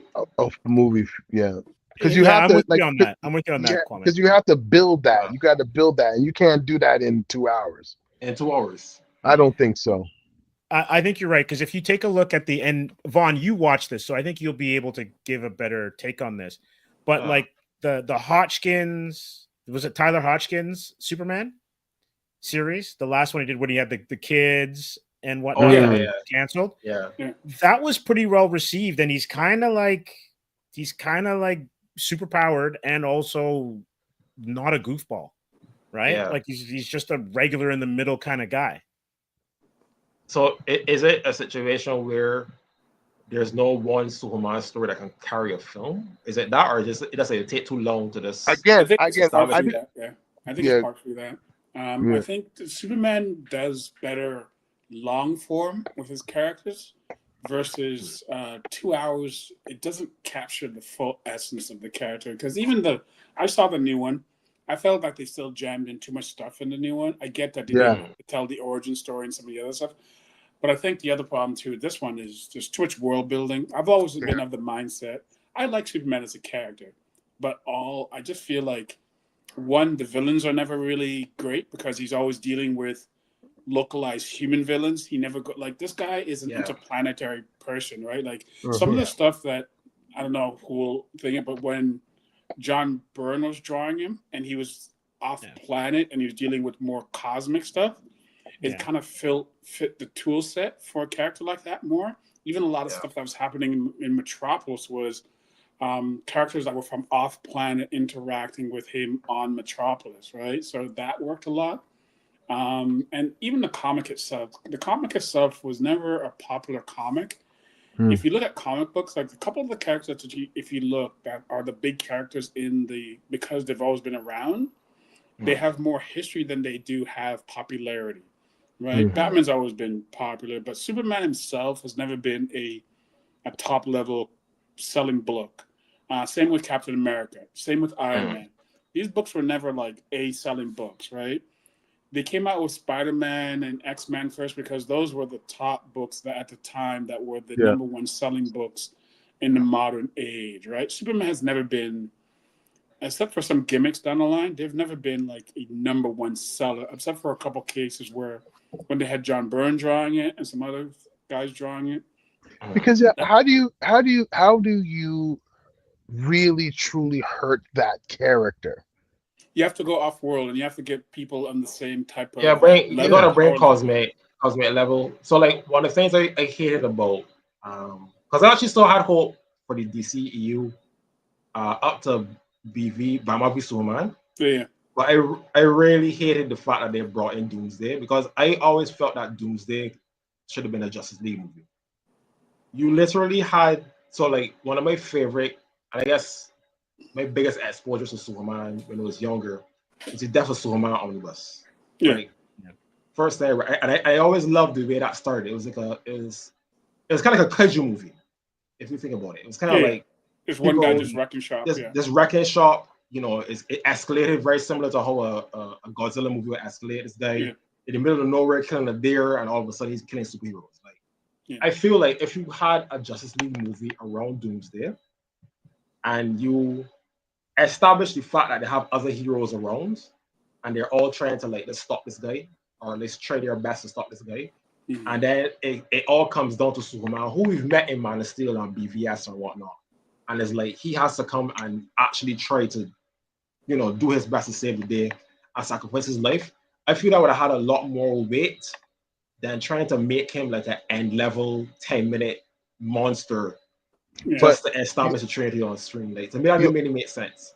You also have to, again, now you have to start thinking about why they made that, what was going on around that time. It's like DC's problem with films that they've always, like, Marvel had the formula. So DC now is trying to play catch up. And they said, okay, well, we're going to throw in these 3 heroes and we're going to combine the end of the Dark Knight comic book with the Doomsday, and it's just let me just put all this stuff together to see what we could put, and that's where you have to take your time. You have to have a plan, but again, you remember you're dealing with entities that are not in the business of comic books. They're in the business of making film and profits, and this time, so like again, like the Superman thing to me, it's like, you know what, I feel like to really truly get the Superman essence, you need to do kind of like a like an Ironheart, or you know, a series on Disney Plus where it's like, you know, 8 episodes, and you run that season 1, season 2, season 3, and then you can go into those different storylines and stuff like that. But to do it in 2 hours, you're going to end up cramming. You can't. His character's too much godlike for you to really fully get it 2 hours, because you're going to have to go one or two ways. You have to go with origin story and a fight to the end, or you're going to have to go with, all right, he's already established, here comes this big humongous.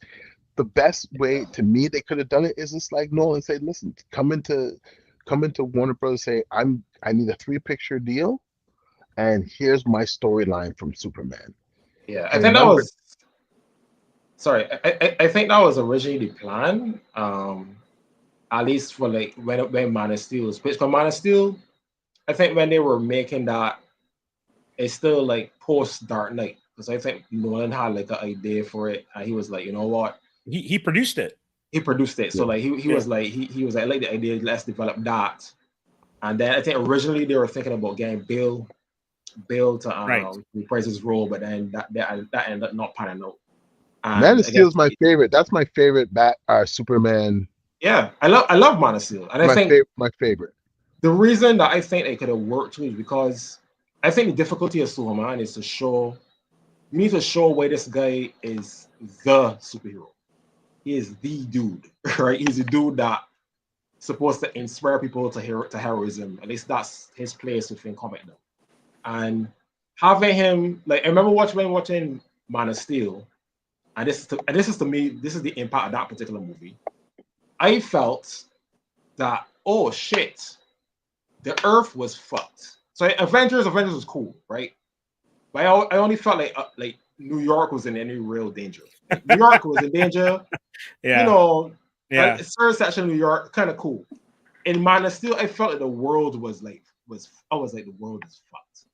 There's no possible way. Like seeing the world engine in Metropolis and seeing, I was like, nah, dude, this is like a.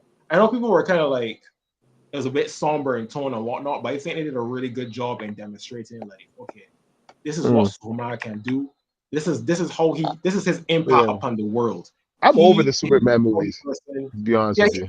He's the only person who can do that. So to me, when you establish that, you don't need to force a crossover at that point. Like, try to push the panther. That's why like the best DCEU films are the first solo films. Man of Steel, first Wonder Woman, first Aquaman.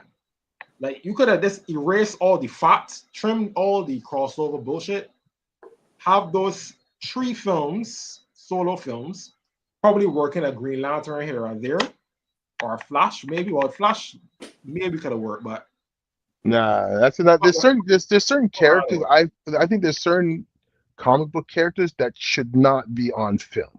They just don't translate on film. Ghost Rider, don't put him on film. Silver Surfer, don't put that character on film. Flash, don't put that character on film. You know, Wonder Woman was a smart. They missed the boat on number 2. Number 2 should have been, especially during the time when they were putting number 2, they should have put Nubia. If they wanted to blow the roof off the place, they should have been like, we're going to introduce her sister, and her sister's black. That would have blown the roof off of the whole industry, and everybody would have been watching that. But again, you always notice where things turn awry is when the star becomes a producer. When they want to get involved in it, that's when you know, because these guys ain't comic book people, you know. So except for Cavill. I will argue that Cavill is one of the few stars that gets the characters he plays. He's a golden nerd, so he's a nerd, man. Yeah, he definitely would be the guy. Yeah,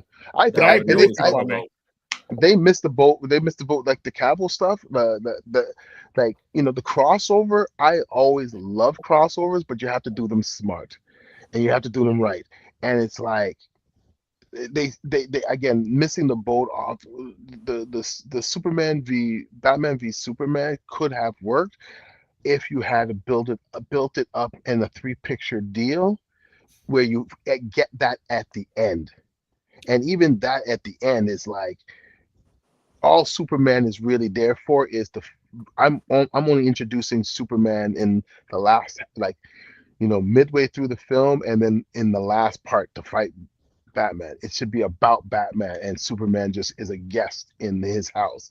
Like, Batman doesn't share. He should not share a screen with other characters, because it just, to me, again, it's one of those things. It's like, if you're gonna show me a film with Batman in it, I just want to see Batman. I don't want to see anybody else with him, because they're just gonna.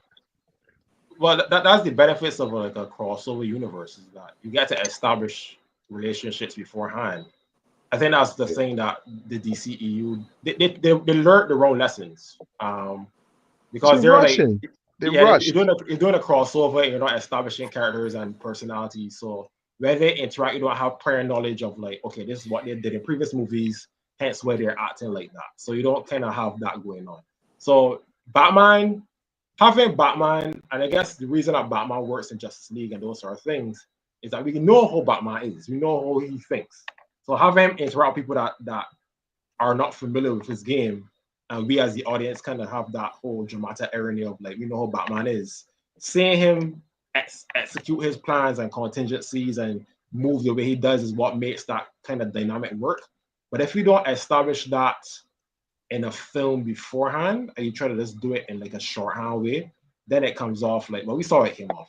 ends up coming off by force. That's a great point, because out of all the characters in the Justice League, Affleck's Batman was the most unknown, right? Yeah. And so, like, we go into that movie where we don't know that character. We're learning that character as a sidebar to Superman and as a sidebar to Wonder Woman. So that's a great point that I never thought about it before, because there's a lot in BVS that I like. Like there's parts of that movie that trouble me, and part of it is because you have Doomsday as the villain. Yeah. Batman has that one point when he's protecting Martha, where he's saving Martha. But other than that, he's hiding behind, rubble, so he doesn't get his ass kicked, right? And I'm like, you don't want to see Batman do that. Batman's like, because if you I'll be honest with you, if you want to see how the DC universe works, just watch the cartoons. The cartoons lay it down perfectly. And Kwame, you're right. In going, no, this is our film. We're gonna do it. They needed like Dwayne McDuffie to do the live action, to be honest with you, the late great Dwayne McDuffie, because he got it. And they never really kind of get the characters properly in the live action. We'll see what Gunn's able to do, right? But like Affleck's Batman, he was supposed to have a film. I don't know what happened to it. I think it fell apart. But it would have been good to see him in his film, because I think Jared Leto's Batman Joker was supposed to be in it. But it would have been good to see him in a film and then have them come together, because then you've already got a 90 minutes and you don't have to tell an origin story. Just give him a good film, a good story. I think what kind of made matters worse too is that when they got Joss Whedon to do Justice League, that really threw a wrench over everything that was kind of established. Because like the thing about Batman in the DCEU, from what we gathered, is that he was a very tragic version of Batman. We kind of got a hint that he was probably the Batman that lost his Robin. So I guess it's Jason Todd. He had this whole what's that? That is it Killing Joke? Where Mr. Jason Todd? No, Death of the Family. Death of the Family, right? Yeah, with the crowbar, right? So they kind of hint that he kind of lost his Robin, so he has a bit of a tragedy behind him, and he's a bit bitter about that, and that's why he moves the way he moves. And I'm like, cool. So why do we have this guy cracking jokes? Well, but see, this is that is the pandering to the non-comic book fans and the kids, and I need to sell merchandise and I need to sell toys and stuff like that. That's why there's certain, like, I can't do the Flashes and all that. They're just too campy and they're too one-lining and like Guardians of the Galaxy. I'm like, I'm over that. I'm like, I mean, there's a place for it. But to me, if you're going to use Batman, you gotta go dark. You gotta stay that world. Like, it's just we're too mature enough now to go into the campy and to the jokesies. If you want to do that in an animated series, but when it comes to live action, keep him away from that. Leave that for the Aquamans and all those guys, but keep Batman, that character, that franchise away from that, because to me it just spoils just the nuance of, or to me it's just like a waste of money. It's like Affleck's as Batman. I'm like, that would have been really, really interesting to see. But when he's starting to do these little campy little one-liners with these guys and this, and he's with the Flash, I'm just like, I don't want to see that. Get him. I don't want that guy. I don't like that guy. But he doesn't even do like campy. He doesn't even do one-liners in the cartoon as much. No. He does arts. He does arts. He's known as a dude. That's the kind of like, and again, that's the dynamic. It's like we know Batman's this calculating, cool dude who's always one step ahead. He doesn't have to do one-liners. He's not Tony Stark. He's Batman. So he's like a different character. That's kind of his dynamic. So listen, I think it's the Marvelization, and there's another thing I always had to, I always had this fear that when Marvel movies were at their height, Marvel created an expectation of storytelling that everyone kind of was like, oh, you have to be like Marvel, and I was like, no, you don't have to be like Marvel. Marvel is just one element of how to tell a comic book story or a story in general. You don't have to be a Marvel story. It's like you don't have to do things like you don't have to be, what's that word, tongue and cheek when it comes to certain lore. You don't have to sit down and be like yada yada yada and crack jokes at how ridiculous it is. Like, no, dude, you can take the lore seriously, and treat it with respect and still tell a good story. You can still have humor without stopping it to have a comedic thing. You know what I mean? So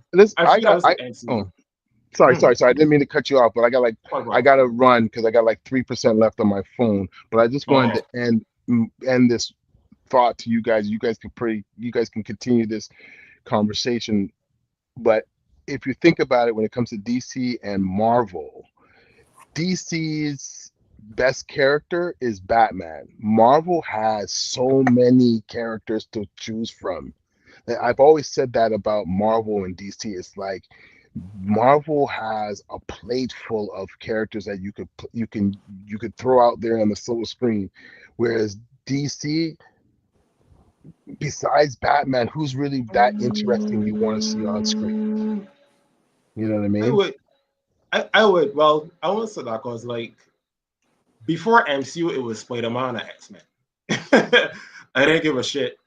I mean, I guess you guys could let me know, but I wasn't really big into like Iron Man. Like my exposure to those characters were from the video games. I was always cool. Then Marvel's Capcom was cool. I like seeing them, but I didn't really know like anything really about Iron Man, Guardians of the Galaxy, or Captain America. Any of these things, they weren't like super interesting to me. I think X-Men, because X-Men is so massive, I was like, okay, X-Men. I love X-Men. So you got that, and then you got Spider-Man, right? I think in terms of household names, even if you just take Super Friends, you got Batman, Superman, Aquaman, Wonder Woman, right? But the proof is in the pudding as far as the numbers in the theaters go. The proof is in the pudding. DC Superman and Batman. It's Superman and Batman. And then if you get the casting right, it's Wonder Woman. Yeah, I think DC messed up because their Trinity. The solo films, because Aquaman made a lot of money. Aquaman's trash. Made a ton of money. That's trash. It made a lot of money. It made a lot of money because of it would listen. Batman and Superman will make a lot of money in a decade.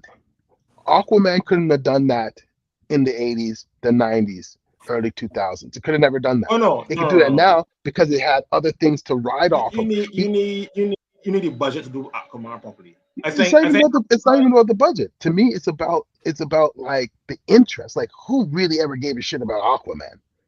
But that's the thing, because Aquaman. So like, as a man that I did not respect Aquaman because I was there for these stupid BP oil jokes. Like, who the fuck gives a shit about Aquaman? And then I saw Flashpoint Paradox, and I was like, oh shit, Aquaman is badass. And what the Aquaman movie did was present that on screen. Right. That's all they had to do. They had to like present what we saw with the trident and him controlling these massive sea creatures and have this whole sci-fi thing. Just do that on screen and you win. This is what they did. You know what I mean? Like, I think the thing about DC characters, and this is between DC and Marvel. Marvel is very grounded and it's very human in terms of how they choose to do storytelling. They have human beings of power. So you got people that are doing ordinary, having real man problems, right? You know, X-Men, people call it soap opera. Other soap opera powers, essentially. You know, Spider-Man, take about rent and all his girl troubles at school. It's very grown and relatable, right? Tony, his alcoholism, etc., etc. DC characters are iconic. Their whole thing is about being icons, being pantheons, being godlike, and having those sort of stories. Don't try, and what was Warner Bros.' mistake is that they try so hard to make it very relatable and like Marvel, and that's not what DC does. That's not interesting. They don't have enough to make that interesting for audiences. Play up the skill, play up the gravitas, play up the fact that you're watching something that is like, oh shit, this thing crazy. You know what I mean?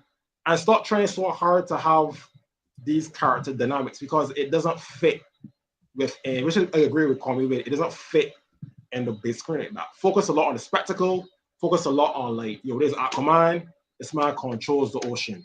What does that mean? If this man wants someone Godzilla for you, this man can summon Godzilla for you. That's what you gotta show. You gotta show nothing else. We need to see all the dynamics and equips. That one Aquaman, but we want to see what he could do. You know, so you want to see what he could do against a villain and what his feats are. His whole thing is about feats. If it was to compare it, Marvel is My Hero Academia with the whole ensemble and character dynamics. DC is One Punch Man. One Punch Man is about skill, it's about spectacle. That's what we come to see. If they divided the two approaches like that, I think both of them could have succeeded in two different ways. And I think that's what makes them work. But you know, that's just my 2 cents in regards to that. I think DC they had a shot to do it, and I'm not too sure. I haven't watched Gun Superman yet, but that's how I always felt. Like if you just trim the fat and don't put these stupid crossover movies and try to rush it and try to have that sort of jokey, nah, we don't need to see all that. You did very well, Wonder Woman, having been a World War movie about gods and shit. Like that's perfect, right? The ending was a little, you could have done that better, but still good. Man of Steel, very good, right? That's the approach, right? Probably do an actual Superman movie after that, but good approach. You got Batman blueprint ready from the Dark Knight. You know how to do Batman. Batman, no problem for you. You got perfect films to do for. Aquaman, for the most part, was good, aside from the Pitbull fucking soundtrack. Keep that out. But keep that approach so that when you have a crossover event, it's a massive deal. Like imagine if you didn't have all these stupid crossover events before, and you watch those 4 films. Man of Steel, Aquaman, and Wonder Woman, right? And then you watch BVS. 3 of those. Yeah. Maybe BVS, maybe, or even keep that out, right? Let's have 3 of those there, and then announce, yeah, we got Justice League. Imagine what the expectations would have been at that point. Having those 3 movies being so large scale, we seen these heroes could save the world by themselves. You see what kind of threats they're accustomed to dealing with. What would be necessary for all those men to have to come together fight against? Like that is the sort of thing that I think that would have made a Justice League movie like monumental. You know, you and Kwame bring up a great point. Kwame had to leave because his phone was down. Yeah. And Kwame, thanks for joining us. You know, that was awesome to have you on, and you're welcome back anytime. Yeah, I think you've hit on a great point, Delvin, where I think Marvel works because they go person first, powers later, right? Use the Hulk as an example. It's Banner and his inner demons fighting him turning into the Hulk and what comes out of that. Mm-hmm. It's Parker's responsibility and guilt over what happened to his uncle that then fuels his superheroing, you know? Stark is Batman without the guilt. You know what I mean? But it's like he's the tortured billionaire who's got a heart condition and is trying to do right, but also is kind of fighting who he is. Yeah. You know, Thor trying to make up what he could be in his father's eyes, right? You know, to be king, but not ready for it just yet. Correct. Yeah. And you have some super powerful people in there, right? But DC, everyone is a god from the pantheon, from the Greek or Roman gods, right? Yeah, the approach. And so different. Yeah, and so everything is like it's like One Punch Man level danger in every single scenario, where it's not Barry having to be Barry or Wally having to be Wally, and then they run fast. It's we have got this major thing happening, and I have to use my super speed to stop it. Yeah. Even Batman is that way, where it's like, yeah, I'm kind of crazy, but I'm stopping crazier people. Yeah. And the way that I do it is what is cool. If we could, like, even like the DNA of these two universes. Marvel had Jack Kirby and Stan Lee. Stan Lee was a very character-oriented guy. Jack Kirby was pantheonish as well, because he's the guy who established both universes in terms of cosmic scale for both. Yeah, the new gods and all that stuff. Yeah, right. But he also was a sort of guy that was also very character driven as well. That was a big part of what his thing is. FF proves that. Correct. So that's that's in the DNA of that site. Whereas DC, you got Neil Gaiman, you got Alan Moore, you got Grant Morrison, you got these like, who was the other one that did Green Lantern? Jeff Johns. Jeff Johns, right? So like every approach to these characters have been these massive events that it means more than the personal stakes. Like I think DC is actually the best example of how they may manage to make personal stakes very equal to the public stakes. Whereas like, okay, Bruce Wayne is crazy, he's paranoid, he's just as insane. But the soul of Gotham is always at stake when it comes to his best stories. Like the city, the citizens of that city, and what he represents, the soul of that city. No matter how disgusting, how dangerous or unpleasant that may look like, he's protecting that city from even more unpleasantness, right? Obviously, we know Superman is about, you talk about the best Superman stories. Superman versus the Elite kind of proves like he represents a standard to be as a human being. He has absolute power, but his greatest superpower is his humanity, his benevolence, his what's the word? I don't want to say like ability, but his ability to be caring and compassion, his compassion, despite the amount of power that he wields, right? And being able to have mercy, right? That's his big thing, which is important because it kind of shows you how the planet should be, how the human race should be, even though he's not a human being, right? Flash is timelines. You don't want to say that anymore. It's timelines. It's time, right? That's a massive scale on itself. Green Lantern, even if he's supposed to be a space cop, in terms of how they made him, they grew him into like a whole cosmic level thing with the whole different spectrums of the Green Lantern ring. Yeah, the reworking of the Green Lantern mythos was fantastic. It was you have all that genius, right?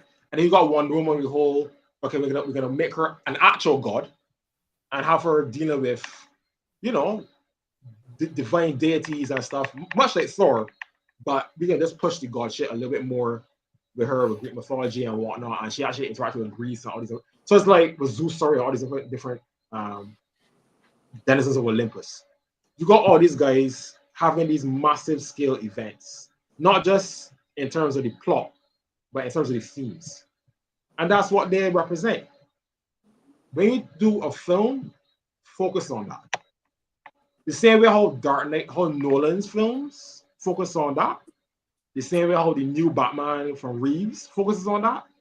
Why not just take that same approach for Superman and how he deals with his particular themes? The same approach we already see it with Wonder Woman, right? At least the first one. I know we do second one. Flash on paper had the right idea, but the execution was so ass that it kind of betrayed itself. But the idea, Flashpoint, is that you don't have, like, Flash is Flashpoint. You don't have to do anything outside of that. I haven't watched the Flash TV series, mostly because I wasn't really like into the budget, but I do. First season's amazing. Yeah, for where I see where it goes with Savitar and Reverse Flash and all these different guys, and like, to me, I'm like, okay, you could do Flash really well. Even if you do that in a film and do it properly, that could be a very compelling story. We've seen time stories done. I mean, we look at Terminator. Terminator is a good example of a powerful time story. So I'm like, Time Cop's the same way, right? Yeah, Looper. You have so many different things. So much very good time stories that is like, this can totally work. Back to the Future, come on, this could work, right? Mm-hmm. Aquaman, I already mentioned before. Aquaman, that was the first time people actually showed what Aquaman could do on film. Like, cut all the commercial bullshit out of it. That was perfect. You showed the fact that this man is from his own. He has his own universe, his own kingdom. He's a king, and he's a king of the ocean. Use your imagination of what the ocean is, and you don't have to imagine too hard about how fucking powerful that man is. And that should be enough to carry those franchises. You don't have to force crossovers like Marvel, because you're dealing with Pantheon level characters, so that when they do come together, it's a big deal. It's like, oh shit, who are they coming against? You know what's interesting? Oh, I think that if DC was smart, and Vaughn, you can chime in on this because this is right in your wheelhouse. They should have just followed the X-Men blueprint, because the X-Men are massively superpowered group, right? Mhm. The thing about it is that unless you're going to come in with, what is it, Legion of Doom, whatever Hellfire Club. no, I'm talking about DC, Oh, right? And this DC, is why Legion of Doom, yeah. Legion of Doom, like the Justice League doesn't have villains, quote unquote, that you can just throw at them in a film, right? It works in the cartoons because you got half hour, got to tell your story, get out. 22 minutes actually. But the X-Men are compelling because they're fighting. You have Charles and Magneto going back and forth. right. You've got some of what's going on with Wolverine and Sabretooth. Right. Like you have villains with the X-Men give you the pantheon of gods type power displays, because you can't get any worse than Magneto and Jean when it comes, and and Storm. Like those three alone would devastate a lot of teams. Yeah. But their films aren't boring or disconnected unless they're going to tell the Phoenix Saga again and again and again, right? Because of who they're up against and what they're fighting for. And I think you're not really ever sure what the Justice League is fighting for, other than a great threat, which is like world domination all the time. Whereas there's more heart in an X-Men film than there is maybe in a DC film, because of the persecution and wanting to be, and this is where Superman kind of dodges it, but I haven't seen the gun film, and I think they kind of slide in this way a little bit. They touch on it. But Superman's an alien who is basically accepted. Maybe it's because of how he looks, right? If it was Icon, it might be different, right? Yep. But the X-Men, which I never really understood, why you hate someone because they get the powers through birth. But if you're bitten by a radioactive spider or you douse yourself in gamma radiation, you're accepted. I never understood that. I always used to wonder that too, and I was really curious as to how they're gonna deal with that in the MCU, because like another difference between the two is that Marvel, the way they treat superheroes is very much like celebrities, right? Because everything kind of stems from Fantastic Four, which is like the royal family of superheroes.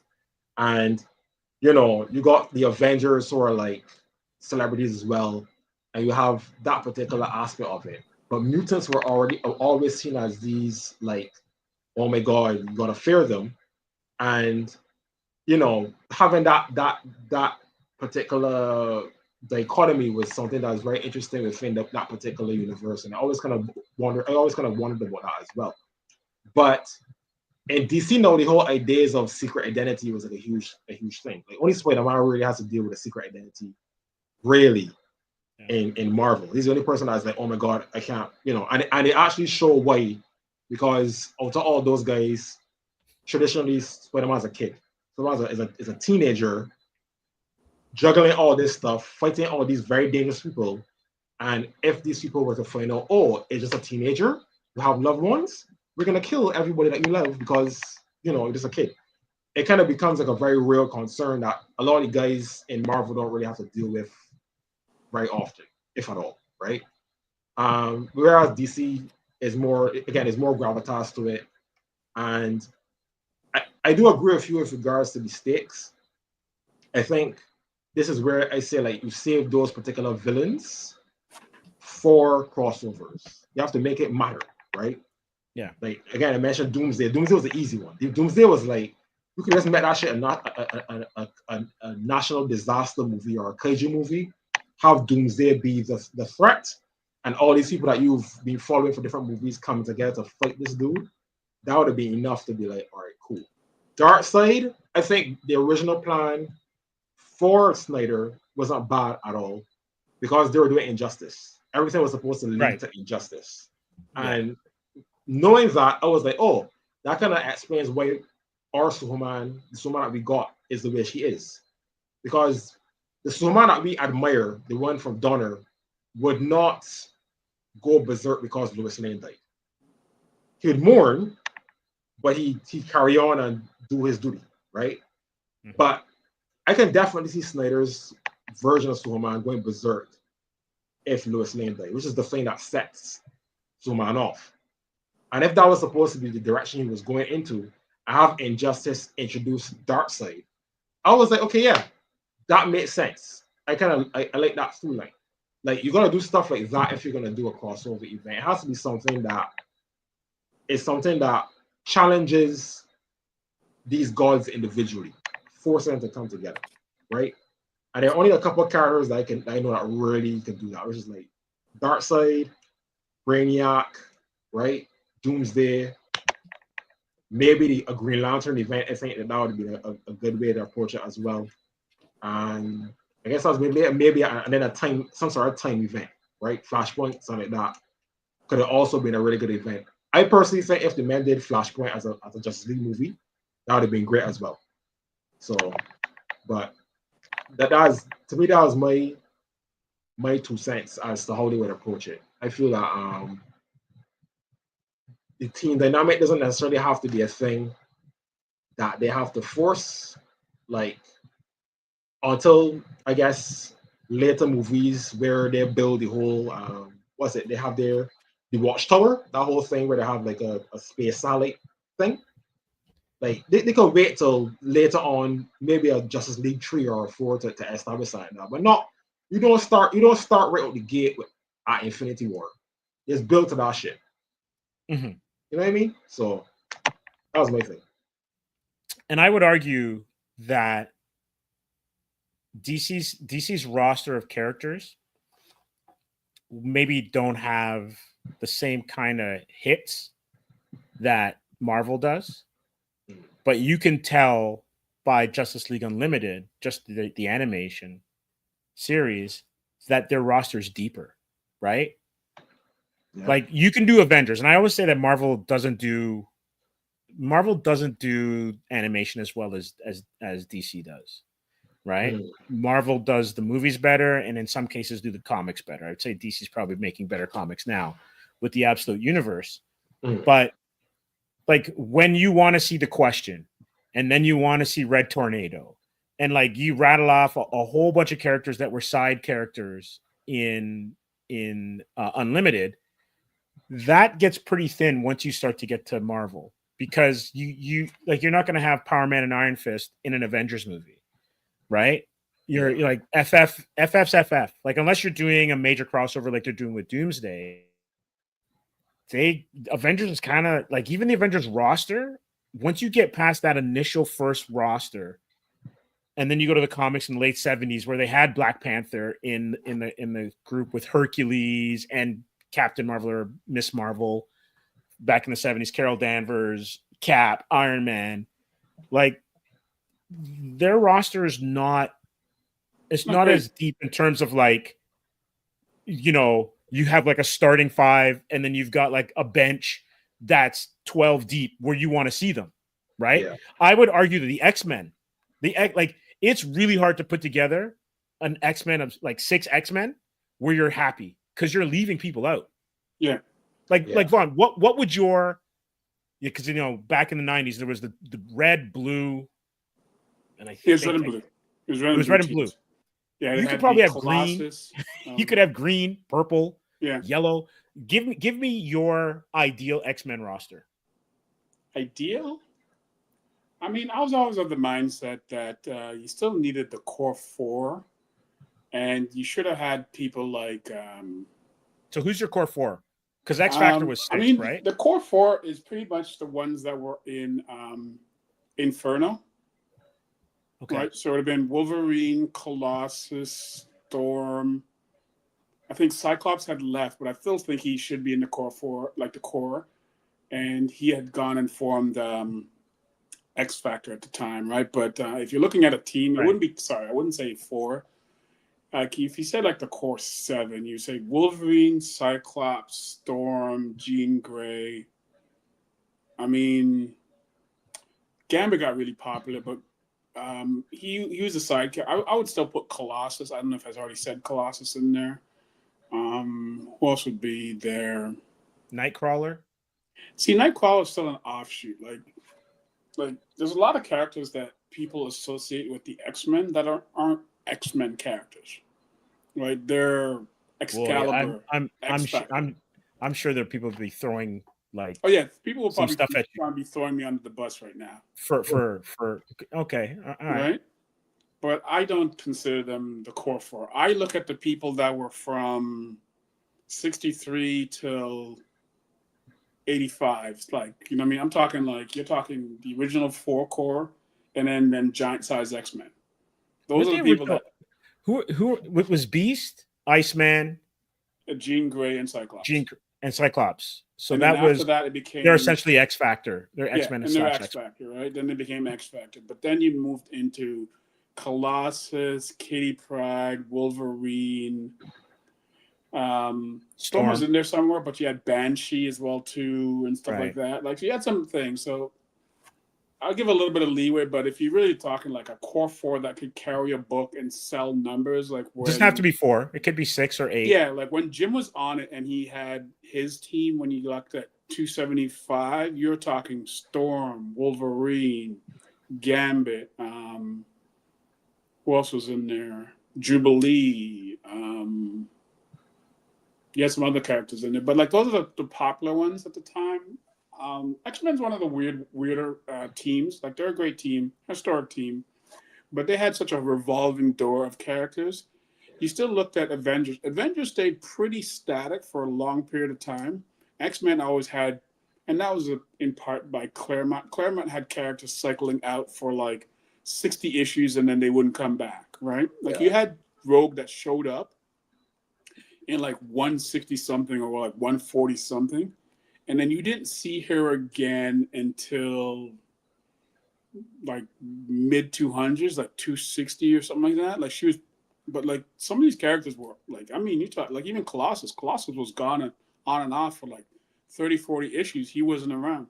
After the Marauders shredded him up. They faked their death, and then they went to the Savage Land and all that kind of stuff. Like so, like even Forge. Forge is technically one of the core characters in a lot of ways, but Forge was on and off as a member for like God knows how long, right? After like 260 something or thing, you didn't see him again until like the mid 300s, and by that time I had left. I stopped around 300 to 305. That's when I stopped collecting.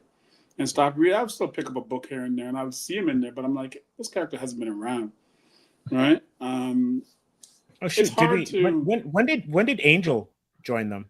I mean, Angel was always he was core 5. So he was that's right. Because I thought he was a core guy. Yeah, he was a core. Yeah. And then they became X Factor, and that was the core 5 for a long time, right? And then they kind of rebranded. Then he came back in. When they did the Extinction Agenda, which is probably like 270. That's when they started bridging a bunch of the characters, because then that's the big Genosha story and all that kind of stuff. And then they started reforming everything, and that eventually led into A team and B team, like blue and red teams, right? When they relaunched for X-Men 1, right? And that's where all that kind of spawned from, right? For a bit. X-Men's a hard one to call. What would the core fit? Just to sell books, you're probably having to deal with the core 6, right? 6 to 8, because you had, I would say, any X book you have to have Wolverine in if you really want to sell the book, right? Wolverine's Batman. Wolverine is Batman. License to print money. Yeah, definitely license to print money. I would say Storm goes right with him in a lot of that as well too, even more so than you would say Cyclops. Cyclops now has to get redeemed. He has after like I guess I'm an old head, but I would say probably some of the newer collectors, like I want to say new, probably from the mid 2000s upwards. I think a lot of people would say that Cyclops has been redeemed quite a bit, and he is a core thing because he's pretty much taken over the team after a lot of these other characters become kind of side. Like he's front and center in a lot of the new books in the last 10 years. He's been there quite heavy, right? Wolverine's been there too, but Wolverine jumps over to like Avengers and all kinds of stuff. Like he's the horror of the team in the sense that he goes where they need to make some money, right?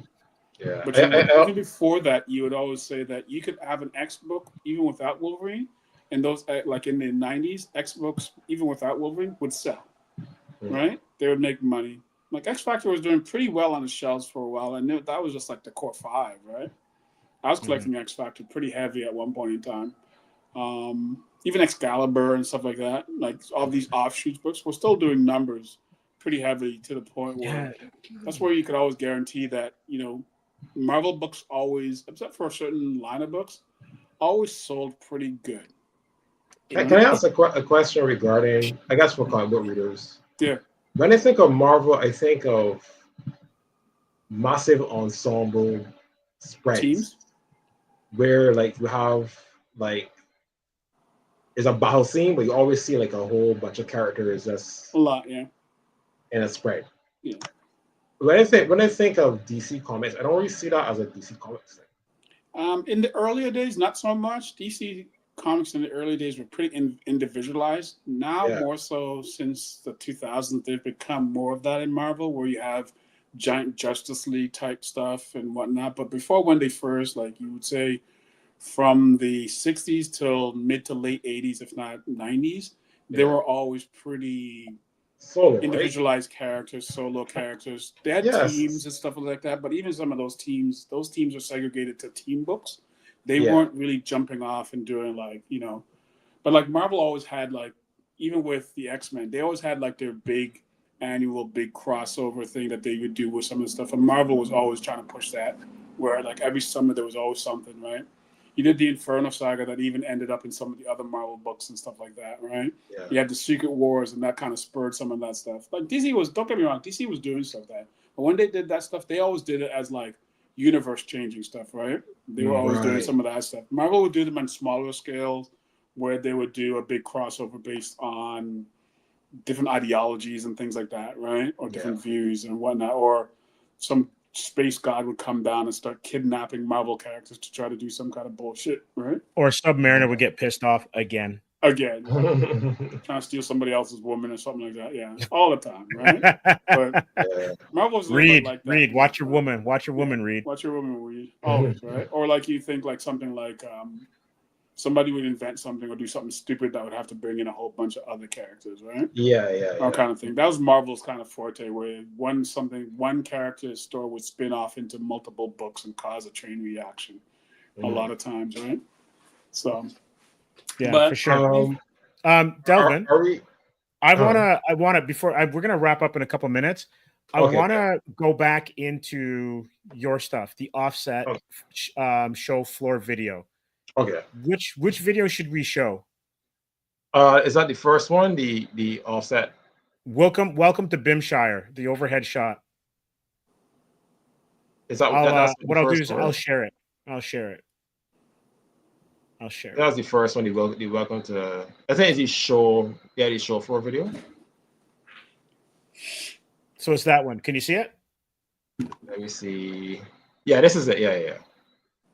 Yeah. All right. So we're gonna give this one a play, and and you can give us some insight because it's about 1:16. Let us know what we're looking at here. It's a lot of flashing lights though, so but let's play.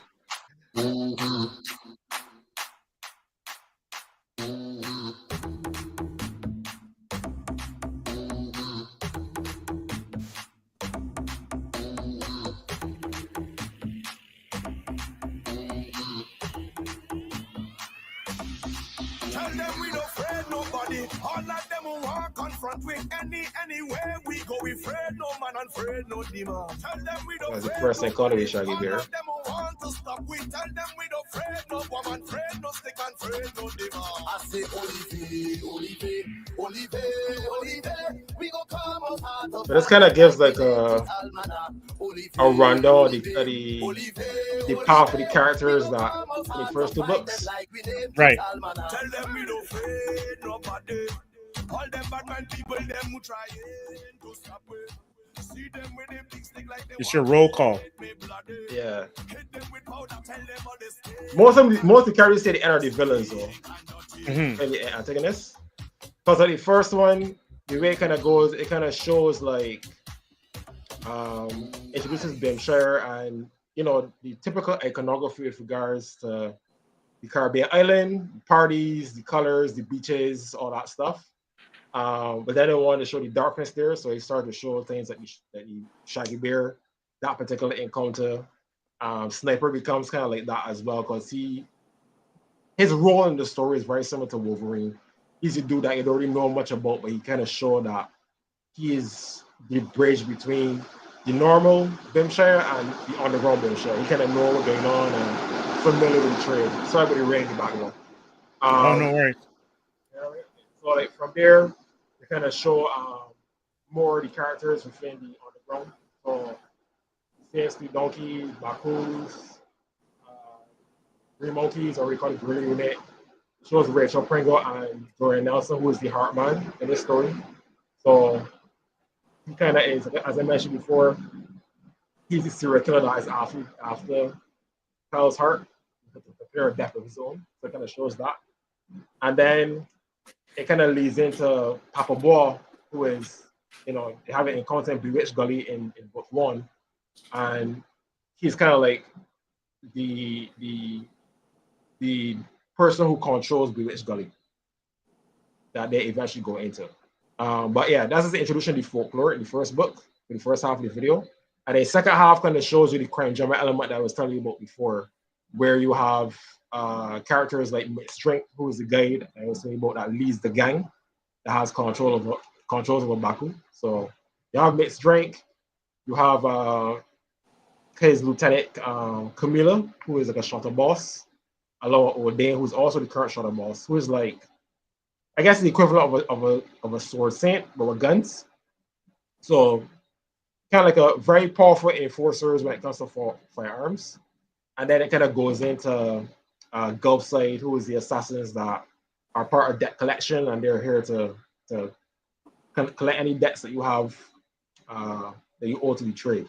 So I guess in terms of the video, it kind of introduces all these different elements within the story, which is like I tell you, the combination of the Caribbean folklore, the horror, the martial arts action, right, and the crime drama, along with the fantasy elements. I kind of have all that meshed together within the story of Offset, and that's kind of what the video kind of shows, like a quick little 90-second, what's gathered. But yeah, that's kind of the vibe of it. Like I mentioned before, the best way I can explain it is, let's imagine the raid. He was a Harry Potter, but in basically a contemporary version of Barbados, with Caribbean folklore and that sort of stuff. That's the best way to describe it. If you're a fan of Chainsaw Man or Jujutsu Kaisen, I think you will like the story, because that's kind of like the vibe. When I came out Offset, when I wrote Offset, I was very influenced by things like Tenjo Tenge, Hunter x Hunter, those sort of things, Bleach, those sort of things. But since then, Chainsaw Man and Jujutsu Kaisen emerged, and they kind of capture the vibe of what I'm going for in the story. Just like theirs are in Japan and mine is in Barbados, but it kind of has that sort of like beautiful on the outside, paradise on the outside, but it has horrors and it has dangers and it has violence beneath the surface, and we kind of follow in Kyle as a stick licker along with the other characters as they, I guess you could say, journey into this underground, and they go deeper and deeper with this underground and meet some unsavory characters. So yeah, that's basically the vibe of it. Currently working on book 3. So hopefully I can get that. I want to get the first draft finished for that. I was hoping to end it by the end of the year, but I think I'm gonna end up going into next year for the first draft. But after the events of the first 2 books, I want to kind of introduce more of the upper echelon of the OBA trade. I guess this would be my introduction of my version of Akatsuki, or I guess villain organizations, because there are people who were introduced in the series that I kind of foreshadow, like the same Isaac that you see in the video, or he's the flute player that plays that. Oh, no problem. He's the guy that plays the flute that controls the Shaggy Bears. So he's one of the upper echelon guys from the first book. Papa Ball is also one. So I have introduced characters that are supposed to be kind of large scale, and I kind of frame them as that. But I want to shed more light on those characters in the third book. So that's kind of like going to be the big focus on that. Oh man, the books look amazing. I love you. what you guys are doing at Beyond Publishing Caribbean. Thank you. Lots of titles. We're just gonna pull up your website again Yeah. and share it with everybody. Yeah. Also, and I don't know if I saw the site, but Hardairs is also one of our titles. That's been picked up by Abrams Publishing, or the Megascope line. That's also amazing. really big on Caribbean folklore as well. Not necessarily like, I think if it was to compare the two, Offset kind of hides the folklore within a modern day, a current setting, like a contemporary setting, whereas Hardairs is a complete fantasy world. So it's almost surreal at times, but I think the imagery is also like very good, and it's very representative of Bajan and Caribbean culture. So there's that. Heartman is like the name says, is a horror story around the Heartman. Very gory, very gritty. And I don't think it's there. I don't think that's still there. But Spirit Bear is also one of our titles that we had made that is currently in production as well. That's Tristan Roach's own story. He's the illustrator for Offset and Loose Change, so he's gonna have his art style. But that one is also a take on Caribbean folklore, but it takes place in a futuristic version of Bridgetown, so of Barbados. So definitely has like a Ghost in the Shell influence, but with magic and stuff like that. So look forward to that one coming out as well. And of course, Loose Change, so which is still in production. So well, you guys have been doing this a long time. I've put together an amazing roster of books. I love to see what you guys are doing. I follow you on Blue Sky, and I'm always interested in seeing stuff come out of BIM. That's where my folks are from, so I always have a part of my heart beating down there. So it's good to see that comics are coming out of the Caribbean and the quality's high.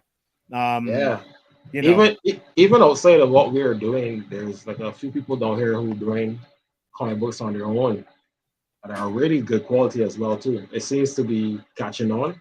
I think it was kind of being motivated for me as a creator. Which I didn't even realize till recently is the next generation. They're kind of observing what we are doing and taking a crack at it based on, how we've been showing up and making books. They're showing an interest in making books or taking a crack at making books or making comics, or even just like sharing their characters. So it's kind of good that we using our position and trying to like show them as like a path to follow and be like, okay, you can kind of aim for this as like a career choice, or at least to pursue that passion. You know what I mean? I think like looking back on some of the conversations that I've had in creative spaces and how there's a definite need for Caribbean stories, I think I feel kind of happy that we took the plunge to utilize the medium of comic books to kind of bridge that gap between cinema and Caribbean storytelling. I think that a lot of the problems that we had, or I guess the Caribbean had when we first started out, are still there. But with comics, it kind of allowed us to like, bridge that gap and kind of show things that people not accustomed to seeing for the Caribbean. So we're just hoping to add more to that. And whatever stories that come to mind, we try to add as much to that as possible. Sweet. So what can people expect from you upcoming, and where can they find you outside of Beyond Publishing Caribbean? So as I mentioned before, we're currently working on Loose Change. So Loose Change, which is a Creative Caribbean project funded by UNESCO and the CARICOM Secretariat, along with the ACP EU states. That's supposed to come out at the end of August this year, at least digital. I think printed copies should come out a little later afterwards, but we aim to have a digital release by August 31st, sorry. I think after that, Nigel has Neon Ghost, which just came out. He's currently working on another project as well from the same Stray Dogs universe that's supposed to come out very soon as well. I think that's going to come out either later this year or early next year. And I think Matthew has teased a project called 66, and it's a superhero book. So I know this should be right up your alley, as you discuss superheroes and X-Men related stuff. I think the premise is it takes place in an alternate version of Barbados where superheroes did exist due to experimentation. It's a sci-fi book, but it kind of has like the whole costumes and actual superheroes within an alternate version of 1966 Barbados. So okay, right around Independence. I've seen some imagery on that he's released that looks really sick. So I can't wait to see more of that. And also Tristan's, I always keep hyping up Spirit Bear whenever I get a chance. I've seen the storyboards for that book. That book is, when it's going to be finished, it's going to be incredible. I think that's probably the next project that's going to be worked on by Tristan after Loose Change. So, and then myself, I'm working on the third book for All Set, third novel, and still grinding on that. I don't have a direct date on that yet, but still working on the first draft, but I'm kind of plugging away. I think if I'm 25% in terms of the story written down so far. So that's kind of what to look for from in the near future. Also, I forgot to mention Omnitons, which is not a Caribbean themed story. It's actually a sci-fi space opera, but heavily influenced by hip hop. So it has a hip hop style, which is also a project that me and Julian worked on together. The first one is out, and it's still kind of scripting for the rest of the books for that series. But that's kind of one that's kind of outside the purview of Caribbean culture, but still still has a lot of it in its DNA. So that's also one in the works. Oh, that's fantastic. Well, one more. Sorry. Okay, go ahead. I forgot to mention where you can find us. Where you can find us on Beyond Publishing Caribbean, one word, all platforms: Facebook, Instagram. I think that's it on Twitter as well. Offset Comic on Instagram. I think Offset Comic also on Facebook as well. And you can find me. I am Since Staba on Instagram. I'm on Blue Sky as well. I'm kind of new to that platform, so I can't remember exactly what my handle is. I think it's D Hole Sky. That's what it is. Blue Sky always has a weird. Yeah, it always has a weird. Blue Sky's got some weird kind of tags for yeah. Yeah. D Howell Sing .bluesky.social. That's a mouthful. Just type in Delvin Howell, you should find me. And yeah, Google that. I have a link tree as well on my Instagram. So if you go there, you can find basically all the different social media spaces that I am on. So yeah. Sounds good. I'm gonna put Offset in the chat so everyone can see it. So Offset series as well as beyondpublishingcaribbean.com. So Delvin, once again, thanks for showing up. Thanks for the discussion. We had a great time chopping it up with you. Stay safe down there. Enjoy the heat. Yeah. And looking forward to more of what you got coming our way, because indie comics, especially from the Caribbean, it's a special thing, man. So whatever you guys are doing, keep doing it. Thank you very much, man. We definitely will try one project at a time for sure. Yeah, for sure, man. So thank you very much for the support. And yeah, I always treasure each and every reader. Somebody showed me that they come to Lane Grove this week and got some books. So I kind of got excited about that. So yeah, just gonna keep plugging along and keep adding and showing more Caribbean imagery and stories, because I know a lot of people, they have a particular view of how they view the Caribbean, and we try to challenge that with whatever stories that we're making. So thank you so much for the support. Anytime. All of our viewers, Kwame, who came in and joined us for a little bit, thank you for stopping by. Vaughn, it was great to see you again. Everyone watching on Instagram, Facebook, and YouTube, thanks for tuning in. And remember, keep it indie, and we'll see you in 7. Good night, everybody. Nice. Mhm. Night.